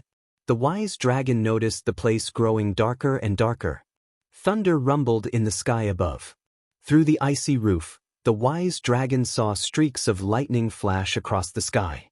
Suddenly, the chains shackling the human cracked. To the wise dragon's utter shock, a dark flame coiled around his hands, melting the unbreakable icy chains. Furthermore, a dark shroud enveloped him. His robes soon transformed into black armor and a cape. Soon, a terrorizing dark skull mask covered his face. I am the god of darkness. The dark flames completely melted the icy chains. Thick bolts of lightning shot out of his body when Michael snapped his finger. The wise dragon was caught off guard. Michael was in his full Lucifer form. Hence, he became a half-immortal. The wise dragon's decision to stay in the fusion stage bit the dragon in the butt. It wanted to find a way to ensure its absolute safety when crossing the heavenly tribulation to reach the half-immortal stage. The sole reason the wise dragon chose to live in the treacherous ocean was it believed the dragon clan's disappearance held the answer to many questions related to the dragons. Unfortunately, the wise dragon wasn't so wise when it decided to double-cross Michael. Greediness blinded the dragon's brain. The wise dragon thought it could find some clues about the dragon clan through the Hydra slumbering in the southern continent. But it dared not to venture into the southern continent and ask the Hydra because it was nothing but suicidal. So once the wise dragon learned the human had met and conversed with the Hydra, it wanted to capture him. A bad move. Now, the wise dragon had to pay for its mistakes. Crackling lightning bolts coiled around Michael, creating a buzzing sound of electricity. The dark flames covering him were hot enough to melt the block of ice Gaia was trapped within. Michael slowly walked toward the wise dragon. The lightning bolts shooting out from him hit the dragon left and right, without giving it any time to react. The wise dragon screamed. You were right about one thing. The cultivation stage doesn't decide our powers. Who we are does, said Michael. Despite your size, power, and knowledge, I didn't want to know about you. Do you know why? Because to me, you're just a stupid overgrown lizard. The number of lightning bolts that shot out from Michael's body increased significantly. Each bolt was powerful enough to penetrate the dragon's scales. Blood spurted out everywhere. I will make you a deal. Tell me what Adelia told you. Choose not to, your pursuit of knowledge will end here. The novel will be updated first on this website. Come back and continue reading tomorrow, everyone. The novel will be updated first on this website. Come back and continue reading tomorrow, everyone. Chapter 676, God-killing arrows bombarded by the lightning bolts. The wise dragon finally fell to the ground. The ground shook and cracked open in multiple places. Plus, the shock wave sent Nightmare and Gaia stumbling back a few feet. Michael put his feet atop the wise dragon, pressing its head further down. The dragon tried to flap its wings to escape, but an invisible force prevented doing so. A sliver of fear slowly clutched the dragon's heart. The dragon no longer looked menacing. Instead, its round eyes gave a pitiful look. Seeing the wise dragon under Michael's feet, Gaia rushed toward the dragon. On her way, she herself transformed into the Dark Queen. You shouldn't have double-crossed us. Nightmare shook his head, almost feeling pity for the wise dragon. People who mess with them would face only one thing, death. Inside Michael's head, the system notification continuously rang without a stop. His badass points soared through from nearly 100,000 to 400,000. The way Michael surprised the wise dragon and broke the chains earned him the 300,000 badass points in mere moments. Now tell me what Adelia told her, Michael growled. His voice terrified the wise dragon. Moreover, Michael released the fear toxin from his APD to scare the dragon. He wanted to break the dragon before getting what he wanted. As Michael expected, the wise dragon resisted him. You are desperate to find her. God or no God, you can't kill me, the wise dragon arrogantly chuckled. But she can hurt you, said Michael. Gaia didn't need him to tell her twice. Immediately, She took out a crimson-red dagger. She raised the dagger. Without even Gaia telling, Nightmare breathed fire onto the dagger, turning the blade brighter and brighter. Gaia placed the burning hot dagger against the wise dragon's face, just a few inches beneath his eyes. What dash? Gaia stabbed the wise dragon, cutting its words short. Blood immediately spurted out from the wound. Michael saw the dagger for the first time. She told him about this dagger Gilrine gave her when she went hunting with him. Despite its rather ordinary look, the dagger was able to pierce through the dragon's scales. Arghar! The wise dragon screamed. It had been decades since the wise dragon had experienced pain. But no matter how much the dragon screamed, Gaia did not stop. She twisted the dagger inside to cause more pain. This is gonna leave a mark, wise dragon. Michael emphasized the words wise dragon in a ridiculing manner. Tell us what she told you. Gaia shouted. You really should tell them. Otherwise, they will make you beg for death, said Nightmare. Still, the wise dragon did not break. As a result, Gaia drew the dagger out and held the pointy end just a few inches above the dragon's eyeball. Do you like reading? Pa-pumptia? Gaia threatened. Meanwhile, the fear toxin's effects slowly corroded the wise dragon's valor. The dagger hanging above his eyes didn't help him either. The wise dragon panicked. Although dragons perceived the world in a different manner, they still needed eyes. Without them, the dragons were as good as dead. How could he hoard knowledge without his eyes? The wise dragon trembled in fear. Seeing the fear in the dragon's eyes, Michael snickered. Last chance. Unlike you, I don't double-cross. Tell us what Adelia told you, and I'll let you live. Gaia brought down the dagger, almost touching the dragon's eyeball. The wise dragon panicked. It trembled violently. Nonetheless, it couldn't even move a muscle, as though an invisible hand was pressing its body against the ground. I heard this line too many times. You will let me go and shall stab me. Then, you will. I didn't say anything about her killing you. Michael almost broke character and laughed. The wise dragon was too wise for his sake.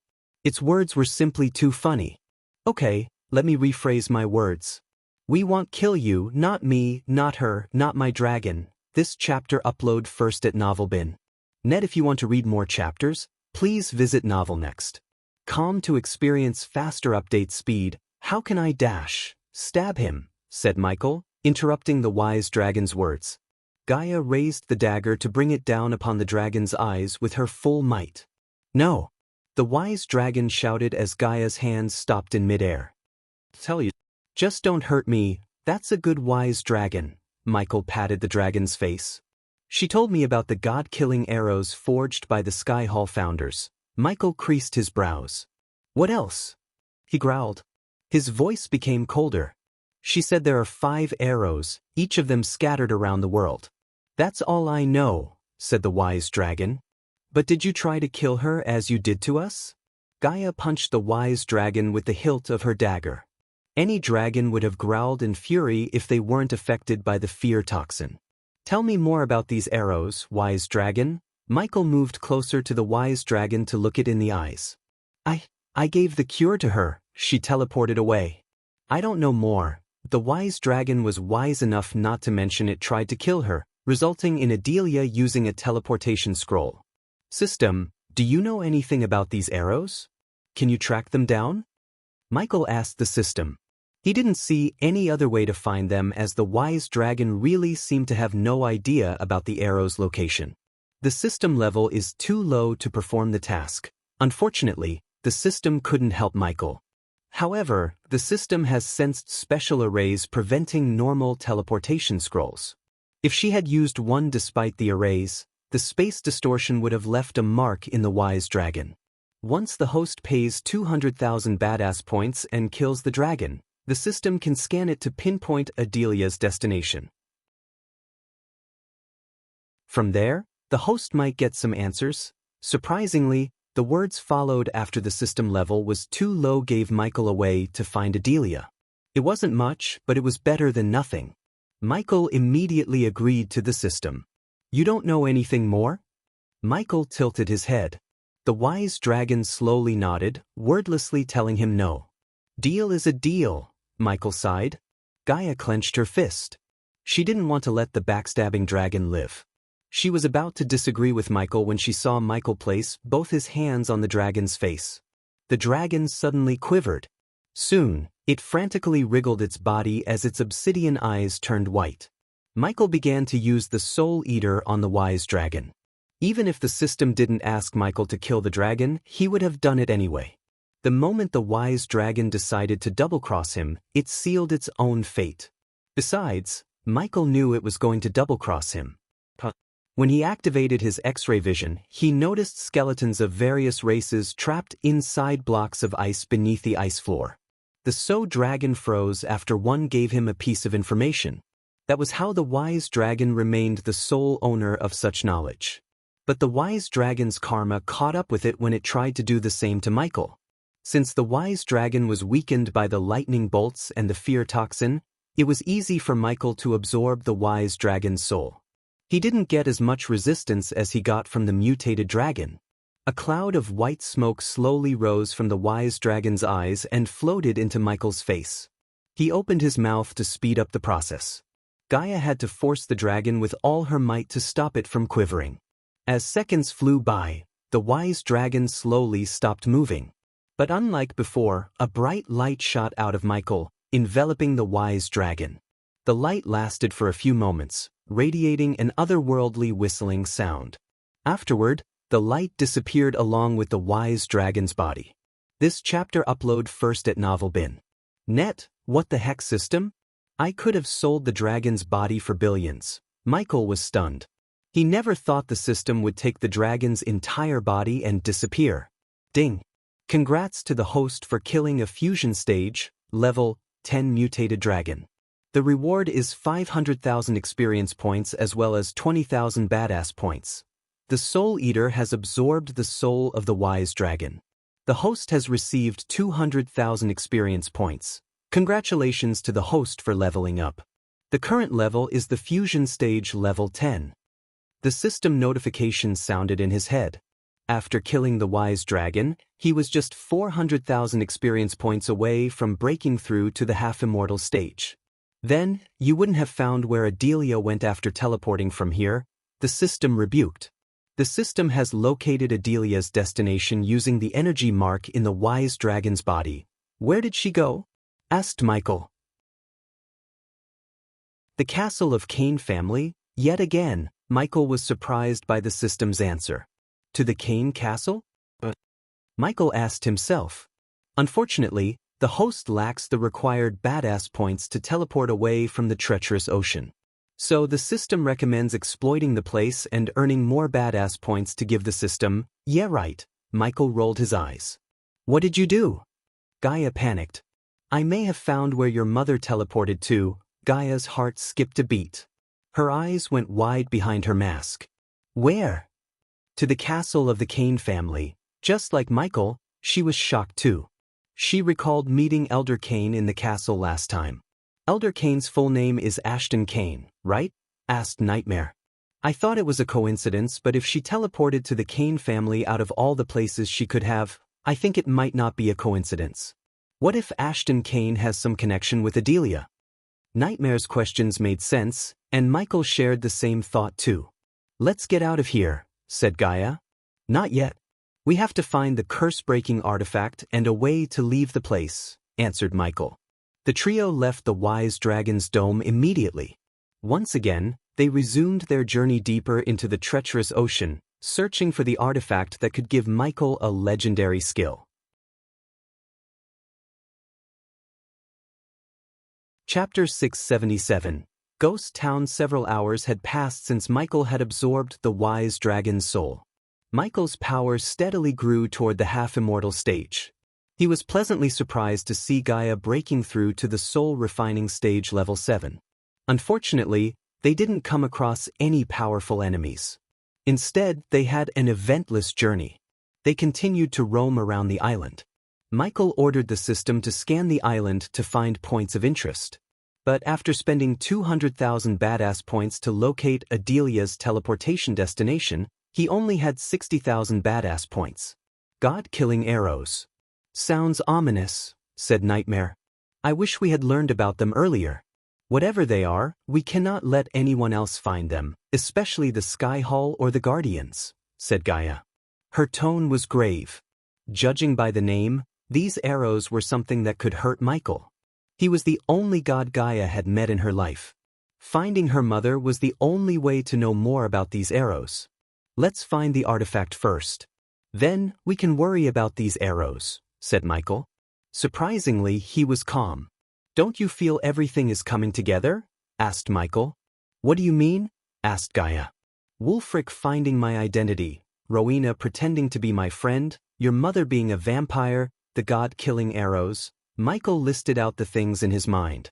I feel like I won't be able to live 2 lives for longer. Michael's words shocked Gaia and Nightmare.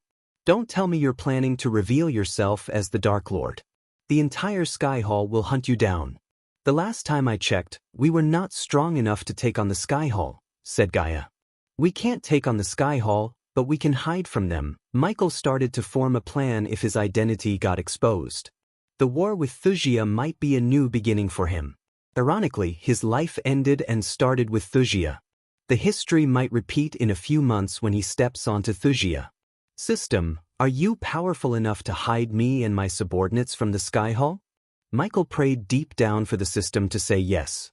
His wish came true when the system answered him. Yes. The system would require 5 million badass points to hide your and your subordinates' presence from any surveillance spells and arrays. Michael was glad he has a way to hide from the Sky Hall. Once we find Mother, she will know what to do next, Gaia said with absolute trust in her mother. We will. Nightmare brushed his head against Gaia's. He rested upon Gaia's shoulder, looking around the treacherous ocean. He was kinda curious to know why the Dragon Clan had disappeared from the face of the world. Moreover, what caused them to disappear? Each of them was in deep thought of their own. As they traveled in peace for almost an hour, they found themselves in a valley. For a moment, Michael thought it was an illusion. But it was not. They were actually looking at a lush green valley with several waterfalls around them. With creased brows, they entered the valley, expecting trouble any second. On the outside, the valley looked lush and beautiful. Even on a gloomy night, Michael could see the vegetation sprinkled around like dust of emerald. It was surprising to see a place like this in a treacherous ocean. The last time he visited with Layla, he didn't come across any places such as this. This chapter upload first at NovelBin. Net if you want to read more chapters, please visit Novel Next. Com to experience faster update speed. How could a single place have so many biomes? Michael asked himself. Look, Nightmare noticed something behind a boulder. He quickly pointed at the boulder to Michael and Gaia. They slowly made their way toward the boulder. The boulder was almost 8 feet tall and 6 feet wide. The round boulder hid something behind. When they reached the boulder, Michael slowly walked around the boulder. As they got closer to the boulder, the air smelled like rotten meat. It made Gaia twitch her nose a bit. There was a partially decayed body on the ground. Flies buzzed around the body. Judging by the decomposed rate, the body was a month older. Michael and Gaia squatted beside the body to inspect it. Although the robes were decomposed, they could make out a silver sword on the chest. It's the crest of Aragoth, said Gaia. Disciple or an elder? Asked Nightmare. Nightmare stared at the body from head to toe. Suddenly, his eyes squinted. He jumped onto the body and placed his ear on the Buddha's chest. I don't sense any arch energy in this body whatsoever. Nightmare looked at Michael and Gaia with a bewildered look on his face. In this world, everything had a trace of arch energy radiation except the junk metal which Michael used to build his drones and spiders. Even a dead body would radiate a sliver of arch energy. However, Nightmare didn't sense any energy radiation from the body. Michael, Gaia furrowed her brows. She poked the dead Buddha's chest. Michael looked closer to see a hand imprint on the skin. It looked as though a fiery hand touched the man's chest when he was alive. She had seen the mark somewhere but simply couldn't recall where she saw it exactly. What could leave a mark like this? Blood prints? Gaia tilted her head. No, Michael shook his head. Blood prints' corrosion would have corroded the body to the core. The mark may not be the cause of death, Michael gently lifted the body to take a look at his back. As Michael expected, he saw a deep stab wound on the back. Someone had stabbed the man from behind. Nightmare flapped his wings. From above, he looked around. His eyes fell on something written on the other side of the boulder. "I may have found who killed him," said Nightmare. Both Michael and Gaia stood up before taking a few steps around the boulder. Shock and surprise emerged in their eyes. Noah. Noah's name was written on the boulder in blood. Michael shook his head. It's not Noah's style to stab someone in the back. Something else has happened here. Michael rubbed his chin. Soon after, he just shrugged. I have enough things of my own to worry about. Let's just tell the Aragoth and let them deal with this, said Michael. His words surprised Gaia. Aren't you curious about what Noah was doing in the treacherous ocean? No matter who the killer was, Noah was here. I have a bad feeling about this human. Michael halted his steps when he heard Gaia. She remembered where she had seen the mark previously. This chapter upload first at novelbin.net. Read chapter 363 to refresh your memory. The mark, I've seen it before. Michael slowly turned around. Do you remember when I told you Noah possesses a skill to lock someone's cultivation? Michael recalled Gaia's tale of Noah taking away someone's cultivation level when she was in the fire realm. Since Michael had the system, he didn't worry about Noah's skill. Noah might be powerful and a god like him, but the system was on another level. Yes, Michael nodded. I think Noah took his cultivation, and someone else stabbed him to death. There is no use in fighting out his death, said Michael, looking at the dead body. My first priority is to find your mother. Even if Noah was here to do something important, I don't have enough time to take on a new task. What if he was here to take the curse-breaking artifact you're looking for? Asked Nightmare. Then let's hope he didn't get it, said Michael. He moved forward, leaving the body behind. Michael was in deep thought about the god-killing arrows and Gaia's mother. He neither had time nor mind to waste on a new problem. Although Gaia had a bad feeling about the man's death, she knew Michael was right as always. She just followed Michael behind. To their surprise, the valley was void of any mutated beings. Hence, they had a peaceful and uneventful journey. Luckily for Michael, he found several rare herbs on the way. He took his time, harvesting everything. When he exited the valley, he collected more than 50 rare herbs. Each one could be sold for at least 1,000,000 coins in an auction. He planned to grow them in his herbal garden at the Sunrise sect. As they exited the valley, they were welcomed by the familiar misty desolate land. Everything was shrouded in thick white mist. But in the distance, Michael vaguely saw some buildings. Michael flew toward the buildings. The closer he got to the buildings, the clearer the surroundings became. A path led toward the buildings were torn to pieces by time. Grass filled the labyrinth of cracks, and sand covered whatever was left. Gardens once looked after and trimmed to perfection were now rough and overgrown, returning back to their chaotic natural state. What is this place? Asked Gaia. Some doors were shut tightly, others were broken down. Some forcefully, and others had simply collapsed under their own weight as time continued to eat away at them. Many buildings stood precariously upright despite looking like they had no means to do so. It'd take just a slight nudge of a strong wind to tipple them all over. What looked like once a pleasant, quiet town was now completely reclaimed by nature. The creaking of wood and grinding of metal on metal was the only sounds in this town now. They were disturbing noises in a disturbing environment. The sense of fresh bread, various fruits, and all sorts of other foods might have filled the air of the place once. Right at this moment, there was only the smell of death. Although the place looked empty and desolate, Michael sensed several mutated beings around him. They had taken the damaged buildings as their home. Human, Gaia whispered. I know. Keep walking, Michael calmly said. The creaking noises sounded louder and louder. The mutated beings slowly woke up from their slumber to attack Michael. To Michael's surprise, the mutated beings didn't attack him as he expected. Instead, they watched Michael from the darkness of the broken homes. Suddenly, a strong gust of wind brushed past them. Michael sensed a powerful being for a moment. There is something here. Nightmare wrapped his tail around Gaia's neck. The spooky surrounding and the eerie sounds made even Nightmare shudder in fear.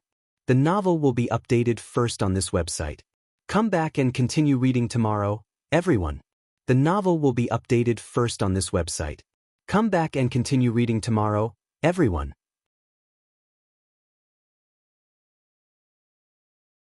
Chapter 678. Messenger of the Blood Prince. A strange black figure ran around like a breezing wind through the fallen buildings. Even Michael had a difficult time keeping up with the figure's speed. He stepped in front of Gaia, shielding her with his body. Standing behind Michael, Gaia felt like she could face the entire world itself. Ghost, Michael heard a hiss. The voice was eerie and spooky. Michael remained calm. You survived, the figure hissed once again. Gaia turned around, pressed her back against Michael, and watched his back. Nightmare watched Michael's left side.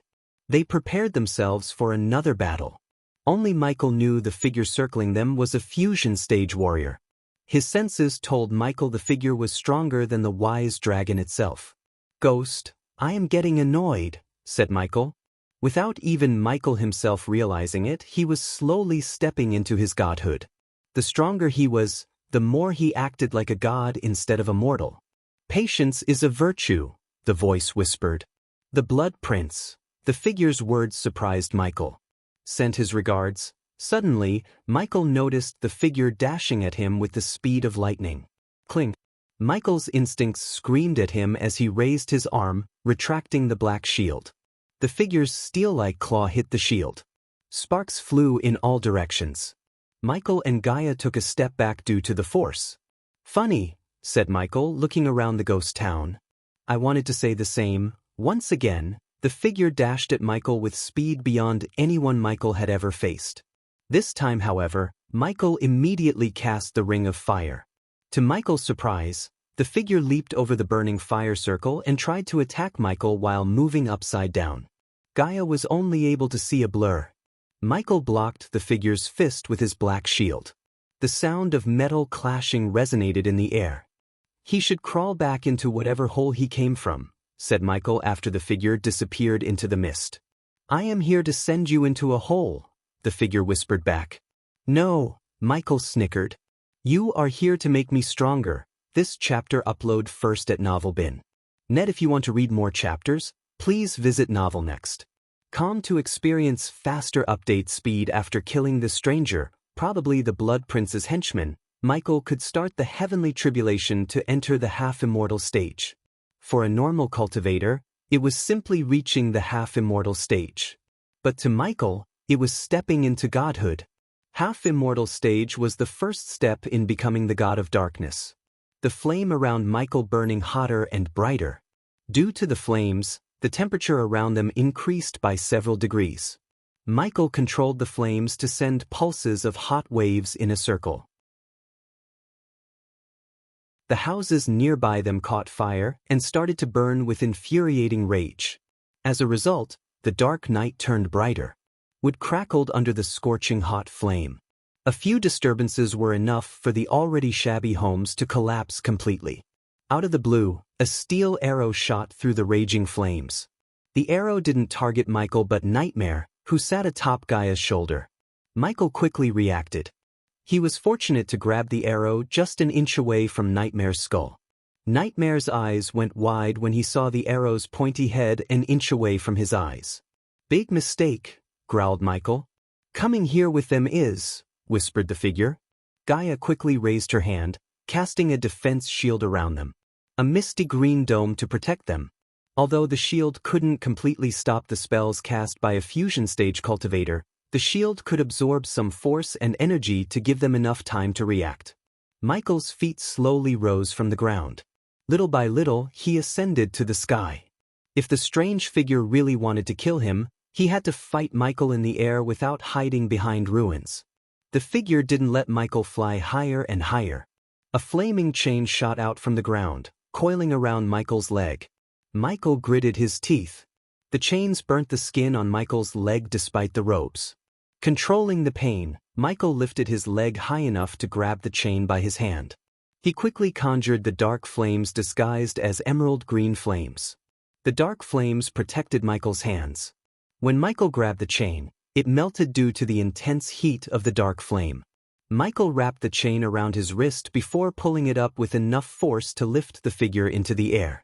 As Michael planned, the figure who held onto the other end of the chain flew straight into the air. For the first time, Michael was able to take a good look at the figure. The figure was thin as a stick who dressed in a long black coat without a shirt or anything to cover his upper body. However, his leather slim-fit pants gave him the needed agility to run around. The man grinned devilishly. His black hair fluttered in the wind, just like his long black coat.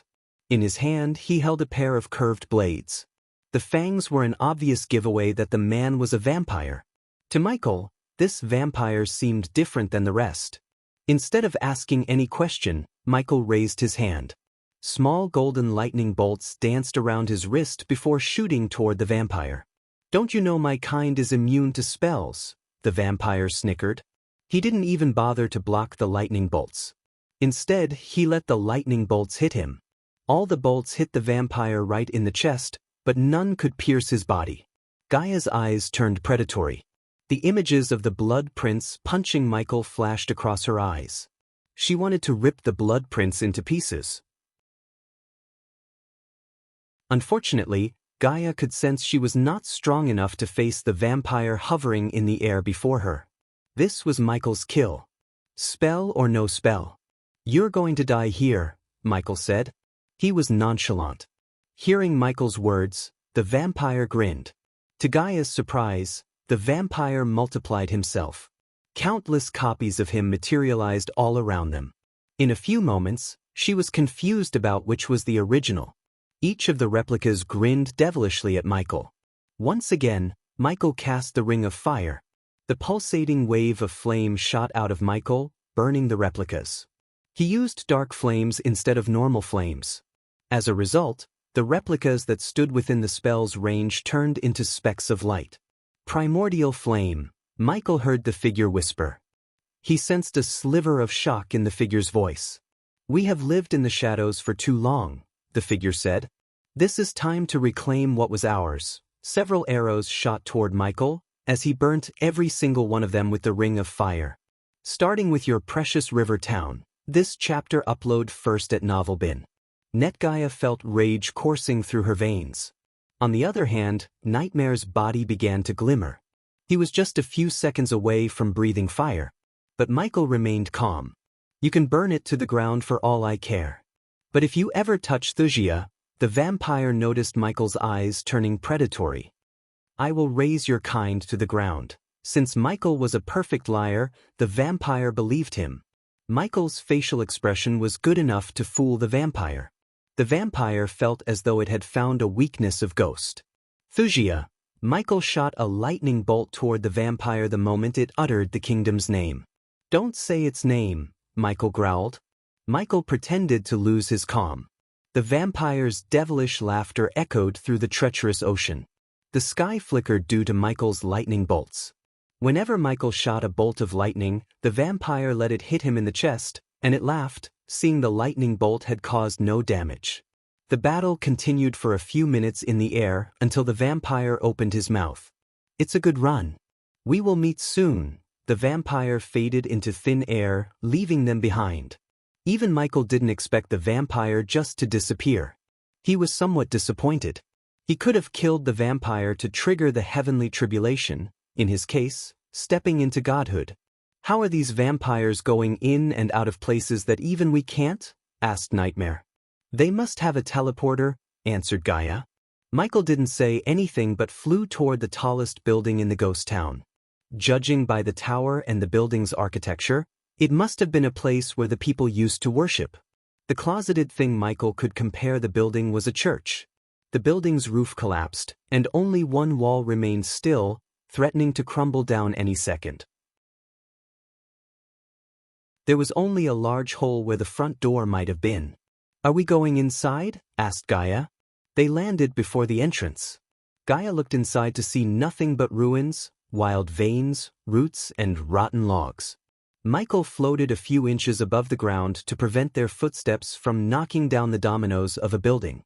When he entered the building, The first thing he noticed was a 12 feet tall broken statue of a dragon. Half of the dragon's body crumbled due to the time. It sat there with its wings closed, looking at the sky. Nightmare flew toward the statue from Gaia's shoulder. He noticed several holes and hollows on the statue with crumbs of gold. Nightmare knew whoever came before they picked the statue clean of its decorations. Michael couldn't help feeling a bit down for the dragons. Once a great and powerful clan turned into nothing but a trace of history. The remaining dragons had long forgotten their legacy and lived either as familiars or wild dragons that hoard valuables, such as the wise dragon.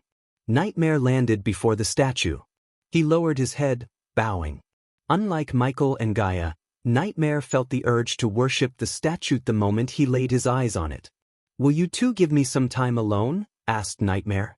They sensed a tinge of sadness in his voice. Michael nodded before turning around. Gaia, on the other hand, wanted to sit beside the little dragon to console him. But Michael grabbed her hand and dragged her with him to explore the ruins. The novel will be updated first on this website. Come back and continue reading tomorrow, everyone. The novel will be updated first on this website. Come back and continue reading tomorrow, everyone.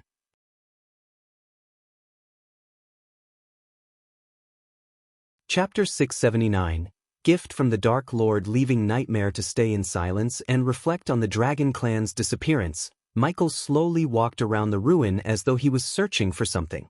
Gaia briefly looked around the castle, but she saw nothing but ruins. Finally, Gaia couldn't hold back her tongue. "What are we doing here?" asked Gaia. "There is something under this temple," Michael calmly said. His words surprised Gaia. "So you're looking for a secret entrance?" asked Gaia. Michael nodded. "Look around. This place is in ruins. The entrance to the underground might have collapsed for all we know." Gaia was right. The lever to open up the underground chamber was long ago crumbled down. As a result, Michael had to look for an alternative way to open the entrance, which he needed to find out where. He could turn to the system, yet he chose not to until he couldn't find any other way.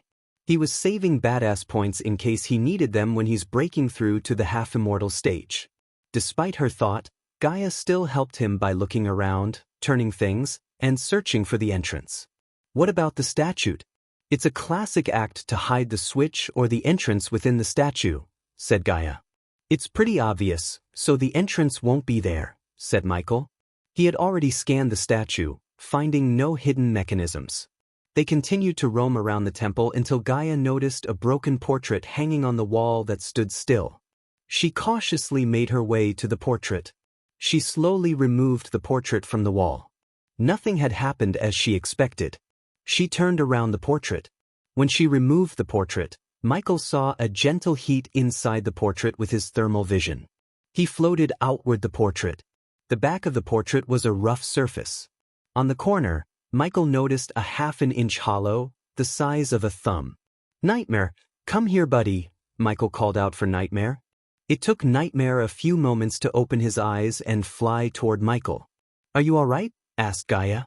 "Just felt bad for everything." Nightmare looked around. Michael grabbed Nightmare's arm and placed it on the hollow.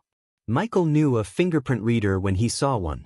As Michael expected, when Nightmare's skin touched the portrait trembled. Gaia felt the portrait getting hotter and hotter to the point she had to take her hand off of it. Suddenly, a light shot out from the portrait toward the dragon statue. Then the light reflected on the statue to take a 60-degree turn. Michael moved the portrait a bit, but no matter where he moved the portrait, the light spotted the exact same location. "Nightmare, hold on to it," said Michael. He quickly flew toward the spotlight to investigate. Michael raised his palm toward the spotlight on the ground, sending a gust of wind to clean the dust and pebbles. After cleaning up, he noticed a tiny keyhole. Michael looked around the ruin once again. It would take ages to find the key if it was here. Finally, Michael willed the system to open this door. Since Michael had found the door and only needed a key, the system was only able to charge him 10,000 badass points. This chapter upload first at NovelBin. Net. If you want to read more chapters, please visit novelnext.com to experience faster update speed. NovelBin. A couple of minutes later, a bright laser shot out from Michael's finger into the keyhole. The floor cracked as Michael heard something moving beneath him. Slowly, a handle emerged from the ground. Michael pulled it up to open the entrance to the underground. "Let's go," Gaia said. Nightmare followed Gaia behind. They saw Michael jump down into the hole first. Gaia followed him first, and Nightmare entered the hole last. At that moment, Michael fell down a dark hole with no light. Gaia increased her speed to reach Michael. She quickly conjured a ball of light to illuminate the place. The hole was deep enough for them to continuously freefall for almost a minute. Finally, thanks to the light, they were able to see the bottom. They landed on the ground with a small thud. The tunnel before them was the only way to move forward. Michael led Gaia and Nightmare into the tunnel. In addition to Gaia's light, there was another light source at the end of the tunnel. Moreover, Michael heard the rustling sound of a waterfall. They walked in silence. Unlike outside, Michael sensed no mutated beings around him. While following Michael, Gaia looked around at the drawings on the tunnel walls. Most of them depicted the war between the Dragon Clan and the Beast Men. "This place must be ancient," said Gaia. And untouched, Nightmare pointed at a mud pot filled with gold chains, artifacts, and chalices. "Leave them alone for now. We'll loot this place on our way out," said Michael. He had noticed the mud pots filled with valuables. If his guess was right, these were the offerings to the dragon in that statue. There was at least 10 million worth of loot in the tunnel. He could sell them for more since they were ancient, and collectors in this world would pay any price for something found in the treacherous ocean. But Michael couldn't feel happier because all of his focus was on the energy source he's been sensing ever since he entered this ghost town. The source was getting closer. He could feel its pulsating energy. Is it first energy? Michael questioned himself. The last time he saw the first energy, he ended up soul-walking Layla and created a spirit child. Michael's train of thought was abruptly cut short by Gaia. "Human, look." Michael turned around to see Gaia staring at something on the wall. Her eyes went wide, and Nightmare shared the same bewildered look. Because Michael was focused on the energy source, he failed to notice the drawings that drew Gaia's attention. Once Michael reached Gaia's side, he noticed a part of the wall painted in black paint in stark contrast to the rest of the brownish tunnel wall. The engravings on the wall reminded him of the engravings in the Shadow Realm. He creased his brows as he saw a cobra, a dragon atop the cobra's head, and a human walking engraved on the wall. The cobra definitely symbolized Gaia as she was a naga. In her true form, she would look like a terrifying giant cobra. The dragon atop the cobra was Nightmare because he was sitting on Gaia's shoulder as they walked. Which meant the human was Michael. But these weren't the things that surprised Michael or shocked Gaia and Nightmare. Instead, it was what was written down beneath the engravings. "A gift for my dark queen." Michael read the words. He touched the engraving. The moment his hand touched the wall, he felt a bolt of electricity running down his spine. Immediately his vision became dark. "I have guided you as far as I could," Michael heard his own voice in his head. "The path before you is rough. Take what I left for you and let Gaia use it. Do not forget to strengthen your allies. War is won by an army, not by a single person. And yes, I am you." Michael realized the message was left by the future Dark Lord who had become the past. "Find my armor with the system's help. It will help you greatly in the path forward. Good luck, Michael." Michael's vision slowly returned to normal. Gaia stood beside him with her hand on his shoulder. "You dazed out. This chapter upload first at Novelbin. Net visit novelbin.com for the best no understanding experience. I left something for you," said Michael. "Huh." Gaia tilted her head with a bewildered look. "My past self. When I touched this, I heard him. He said he has left something for you." Michael took a deep breath. He moved further into the tunnel without uttering a word. Nightmare and Gaia followed him behind. After walking for a minute, they finally saw the tunnel opening into a spacious area. Surprisingly, they could see the dark sky above them. One could see a lush green grass field with a couple of trees scattered across. A frothy cascade of water fell into a plunge pool, forming a violent waterfall. Under the sky was yet another dragon statue covered in moths. In their mouth, they saw a bright ball of energy. The light from the ball of energy lit the area bright. Additionally, it created an otherworldly whistling noise. The pulsating energy could be felt from afar. What is that? Gaia's jaw dropped a couple of inches. She felt like the energy is calling her.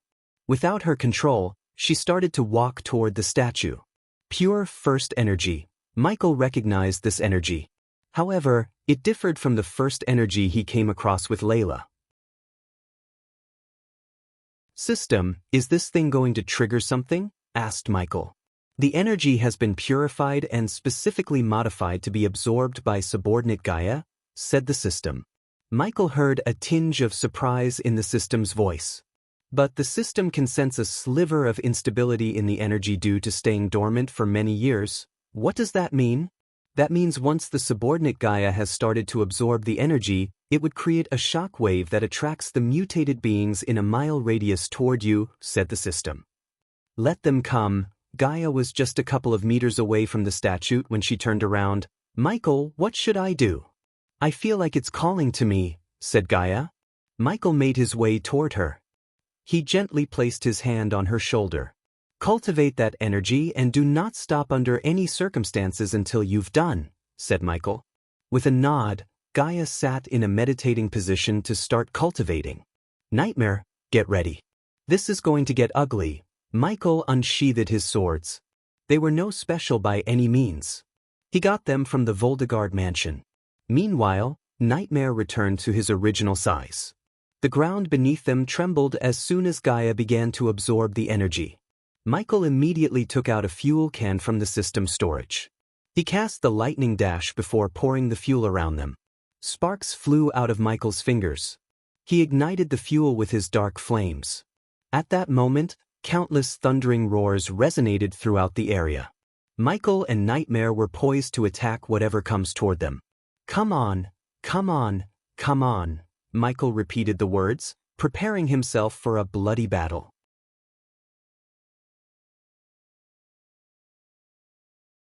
Chapter 680. Fighting an army of mutated beings. Michael felt the energy getting denser in the atmosphere. When Michael looked over his shoulder, he noticed a sliver of pure white energy enveloping her body. Gaia's power shot through the roof. Meanwhile, countless mutated beings of all shapes leaped to the ground from higher ground. They were surrounded.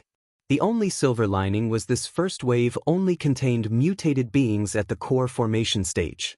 But Michael sensed more powerful mutated beings approaching them. Nightmare flapped his wings, reaching the sky. He opened his mouth, breathing a crimson-red stream of fire onto the mutated beings. His dragon breath turned everything into ash.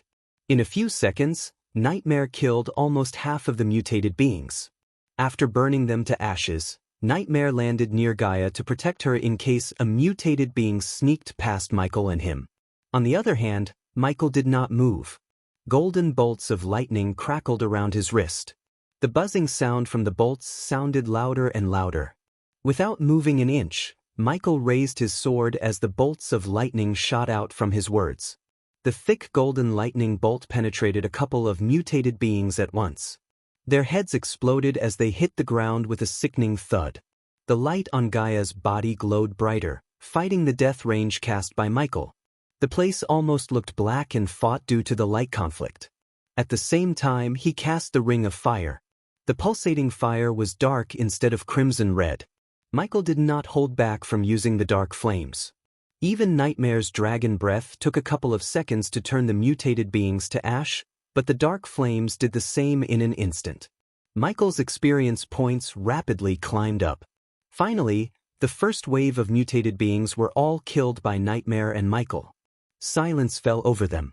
Except for a howling wind and the shuddering sound of the waterfall, they heard nothing. For a few minutes, everything seemed calm. But Michael knew it was just the calm before the storm. Be ready, Michael looked at Nightmare. They are coming, said Michael. Nightmare nodded. He slowly ascended to the sky to get a good look at the mutated beings. When he reached the sky, he furrowed. There were at least 100 mutated beings swarming from every direction. Nightmare didn't fly toward them. Instead, Nightmare hovered over Gaia, waiting for the mutated beings to get closer. This time, Michael started the battle with the wind blast. He saw mutated humanoid beings running and some crawling toward him. They reached their hands out as though they wanted to rip out Michael's head. Most of the mutated beings were at the core strengthening stage, and some were at the soul refining stage. Michael immediately targeted the soul refining stage mutated beings. They weren't humanoid beasts. All the soul refining stage beings were some kind of four-legged beasts. They resembled rhinoceros on Earth, except these were taller than a typical man.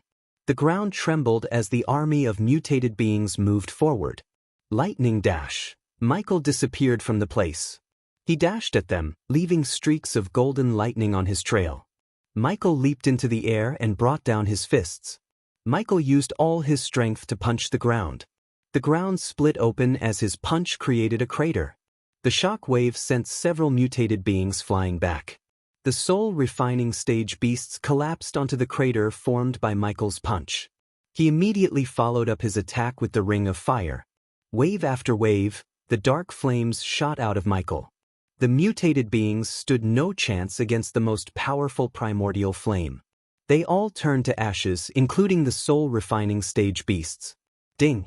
Congrats to the host for killing a soul refining stage, level 6 mutated beast. The reward is 300,000 experience points as well as 20,000 badass points. Ding! Congrats to the host for killing a soul refining stage, level 7 mutated beast. The reward is 300,000 experience points as well as 20,000 badass points. This chapter upload first at Novelbin. Net if you want to read more chapters, please visit Novelnext.com to experience faster update speed. The source of this content is Novelbin. Ding! Congrats to the host for killing a soul refining stage, level 3 mutated beast. The reward is 300,000 experience points as well as 20,000 badass points. Maximum experience points reached. The host has enough experience points to start the heavenly tribulation. Additional points will be stored in the system temporarily to be consumed after reeking through to the half-immortal stage. The system recommends the host find a safe place to start the tribulation. The tribulation must not be stopped for any reason. The system sounded in his head. But he ignored it because he was in the middle of a battle. Whether the battle was small or big, he always gave his full focus. Otherwise, a simple mistake could result in a catastrophe. On the side, Nightmare breathed fire in a circle. He kept the mutated beings at bay. Michael fully immersed himself in the battle. The more he fought, the darker the area became. Michael let his suppressed powers out, reaching his full potential.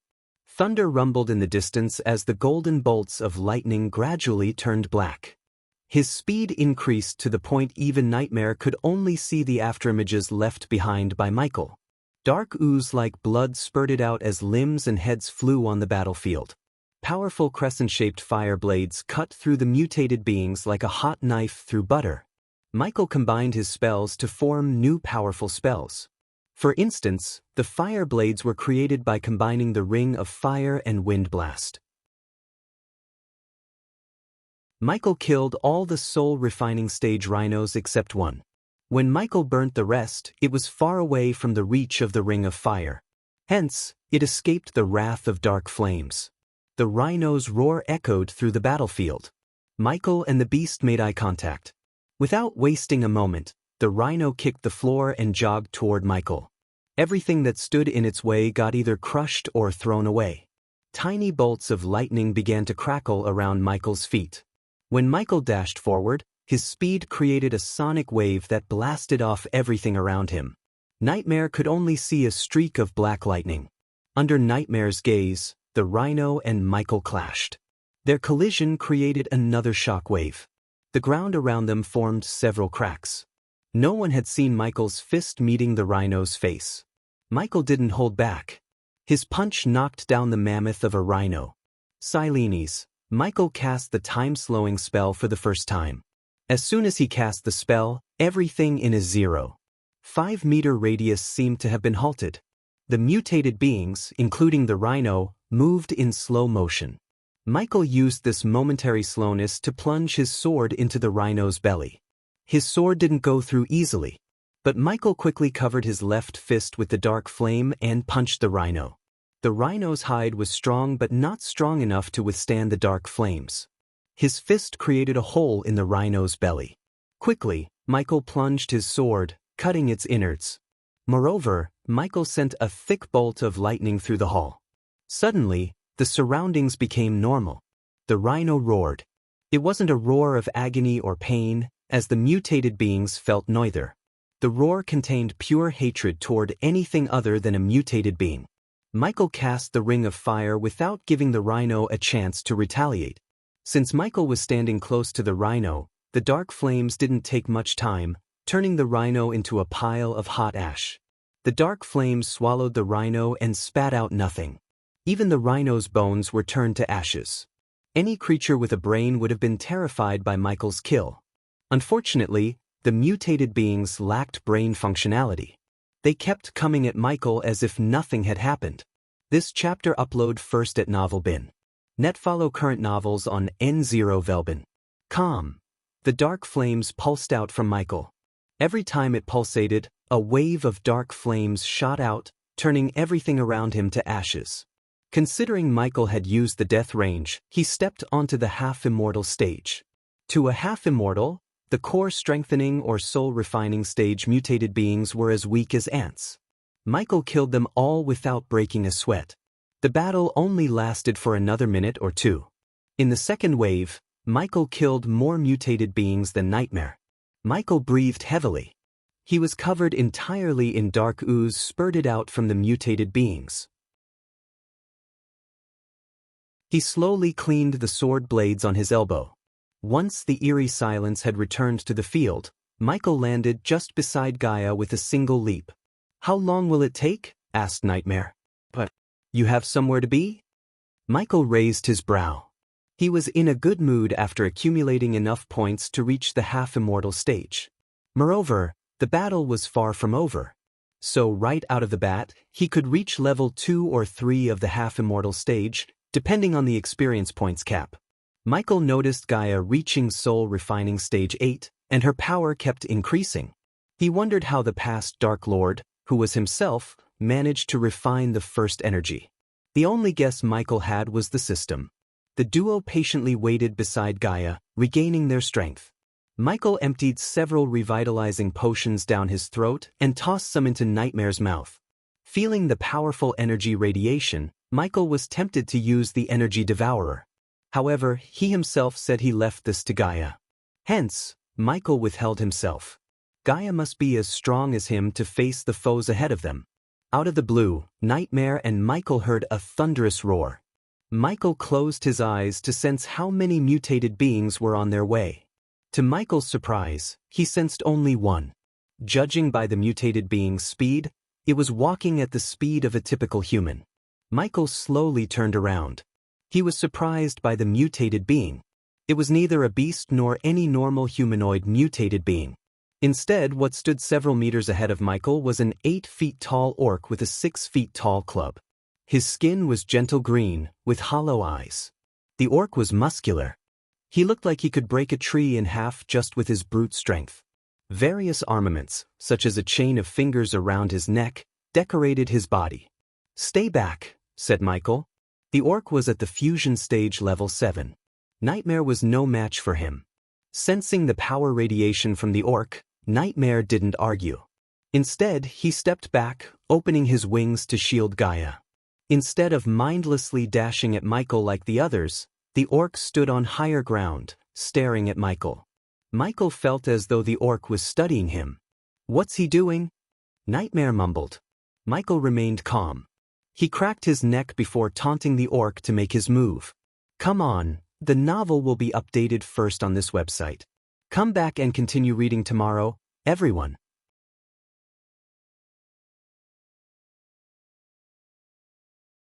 Chapter 681, Gaia's Transformation. The orc and Michael looked at each other. They were in a staring contest. After a while, the orc finally took a step forward. A green mist enveloped the club in the orc's hand. Every other mutated being Michael had met was dumb, stupid and brainless. However, the orc seemed different. Michael didn't know the orc was ancient, several thousand years older than the mutated being Michael had faced. The treacherous ocean twisted the orc's soul and mind to the point the orc developed a sense of intelligence. The orc was once a mindless mutated beast, but not anymore. It had evolved. Soon, the slow steps turned into running. Michael stood there without moving. Lightning bolts crackled around Michael's fist and feet. He waited for the orc to get closer. The distance between Michael and the orc rapidly closed to the point there was only 10 meters distance between them. At that moment, Michael dashed toward the orc. In a blink of an eye, the orc's club and Michael's swords clashed. Sparks flew, creating clashing metal sounds. The orc roared. Despite the orc's size, it moved with speed beyond mortal limits. The orc swung his club left and right with no technique but with brute force. A single blow could force a man's head to his chest cavity. Michael swayed his body to avoid the club. With lightning speed, Michael swung his swords. As Michael expected, the sword couldn't even scrap the orc's thick skin. He felt like he was trying to cut a concrete block. The orc quickly retaliated by throwing his fist at Michael. The latter barely evaded the punch. Suddenly, the orc roared. A powerful sonic wave shot out of its mouth and sent Michael flying for a couple of meters. "That's unexpected," said Michael when he landed on the ground. Michael was lucky to have the responsive shield in his arsenal. Otherwise, the sound wave shot out of the orc's mouth would have torn his eardrums and crushed a few bones. Still, the roar damaged Michael's organs a bit. The APD quickly pumped a healing potion into his bloodstream, keeping Michael in perfect shape. Michael took a deep breath. He threw away the two swords because they were useless in this fight. Instead of using swords, Michael conjured the dark flames. He covered his fist with the dark flames. The flame burnt off his sleeves. Michael felt powerful and badass with the flaming fists. "Let's see how thick your skin is," Michael snickered. Yet again, Michael dashed at the orc. If there was no light coming from the energy behind Michael, he would have been stronger. Complete darkness with no light would boost Michael's strength several times. Nonetheless, Michael was more than strong enough to fight the orc. After all, the orc was at the fusion stage, but Michael was at the half-immortal stage. Michael delayed the battle intentionally to give Gaia enough time. If Michael had killed the orc sooner, stronger mutated beings could appear next. But, for some strange reason, no mutated beings appeared in the area. It worked in Michael's favor. He took his sweet time with the orc. But that wasn't to say the orc was an easy opponent. On the contrary, the orc was stronger than any fusion stage cultivator Michael had faced. The orc threw his fist and, at the same time, swung its club. This time, Michael didn't evade. Instead, he just grabbed the club. A powerful shock wave appeared when Michael stopped the club with his hand. On the other hand, he grabbed the orc's fist. Michael looked up at the orc with a snicker. The very next moment, Michael pulled the club and fist toward him and kicked the orc in the gut with his knee. The orc spurted out dark blood. Michael quickly turned around before throwing the orc over his head. The orc hit the ground with a loud thud. The ground formed several cracks beneath the orc when Michael smashed him on the ground. Michael did not stop. He stomped the orc in the chest with enough force to break several ribs inside the orc. This chapter upload first at NovelBin.net. If you want to read more chapters, please visit NovelNext.com to experience faster updates speed. The latest __sodies are on _VLBIN website. The orc opened his mouth to roar, but Michael quickly raised his arms, casting the wind blast spell. The sonic wave from the orc's mouth and the wind blast from Michael collided in the middle. The collision created a shock wave that sent both of them flying in opposite directions. Michael landed on his feet comfortably, unlike the orc. The flames burned darker and hotter around Michael's fist. He cracked his neck. Nightmare turned his gaze away from the battle to Gaia. She was still cultivating the energy. Her power had grown from soul refining stage level 8 to level 9. Gaia's black hair fluttered in the wind as her entire body glowed. He noticed golden snake scales appearing on her skin. On the other hand, Michael did not notice the changes on Gaia's skin. He focused on battling the orc. While the orc was getting back to his feet, Michael made his way to the boulder nearby. Michael punched the boulder, cracking it open like an egg. He grabbed the 2 large pieces of the boulder, lifted them up, and threw them toward the orc. Seeing the 2 large stones flying toward him, the orc quickly raised his hands in front of his face. The 2 boulders hit the orc before scattering into pieces. The orc was thrown backward by force. When he lowered his arms, Michael was in the air. He fired lightning bolts one after another. Michael flew around in the air, bombarding the orc with lightning bolts. In Nightmare's eyes, Michael looked more like a god of lightning than the god of darkness. The orc couldn't keep up with Michael's offense. After a while, the orc surprised Nightmare by leaping into the air. The orc tried to battle Michael in the air. Nightmare saw the orc and Michael fly across the sky, fighting each other. They moved too fast to the point Nightmare could only see blurry images in the sky. The battle between the orc and Michael continued for nearly 15 minutes. Michael dragged the fight as long as he could.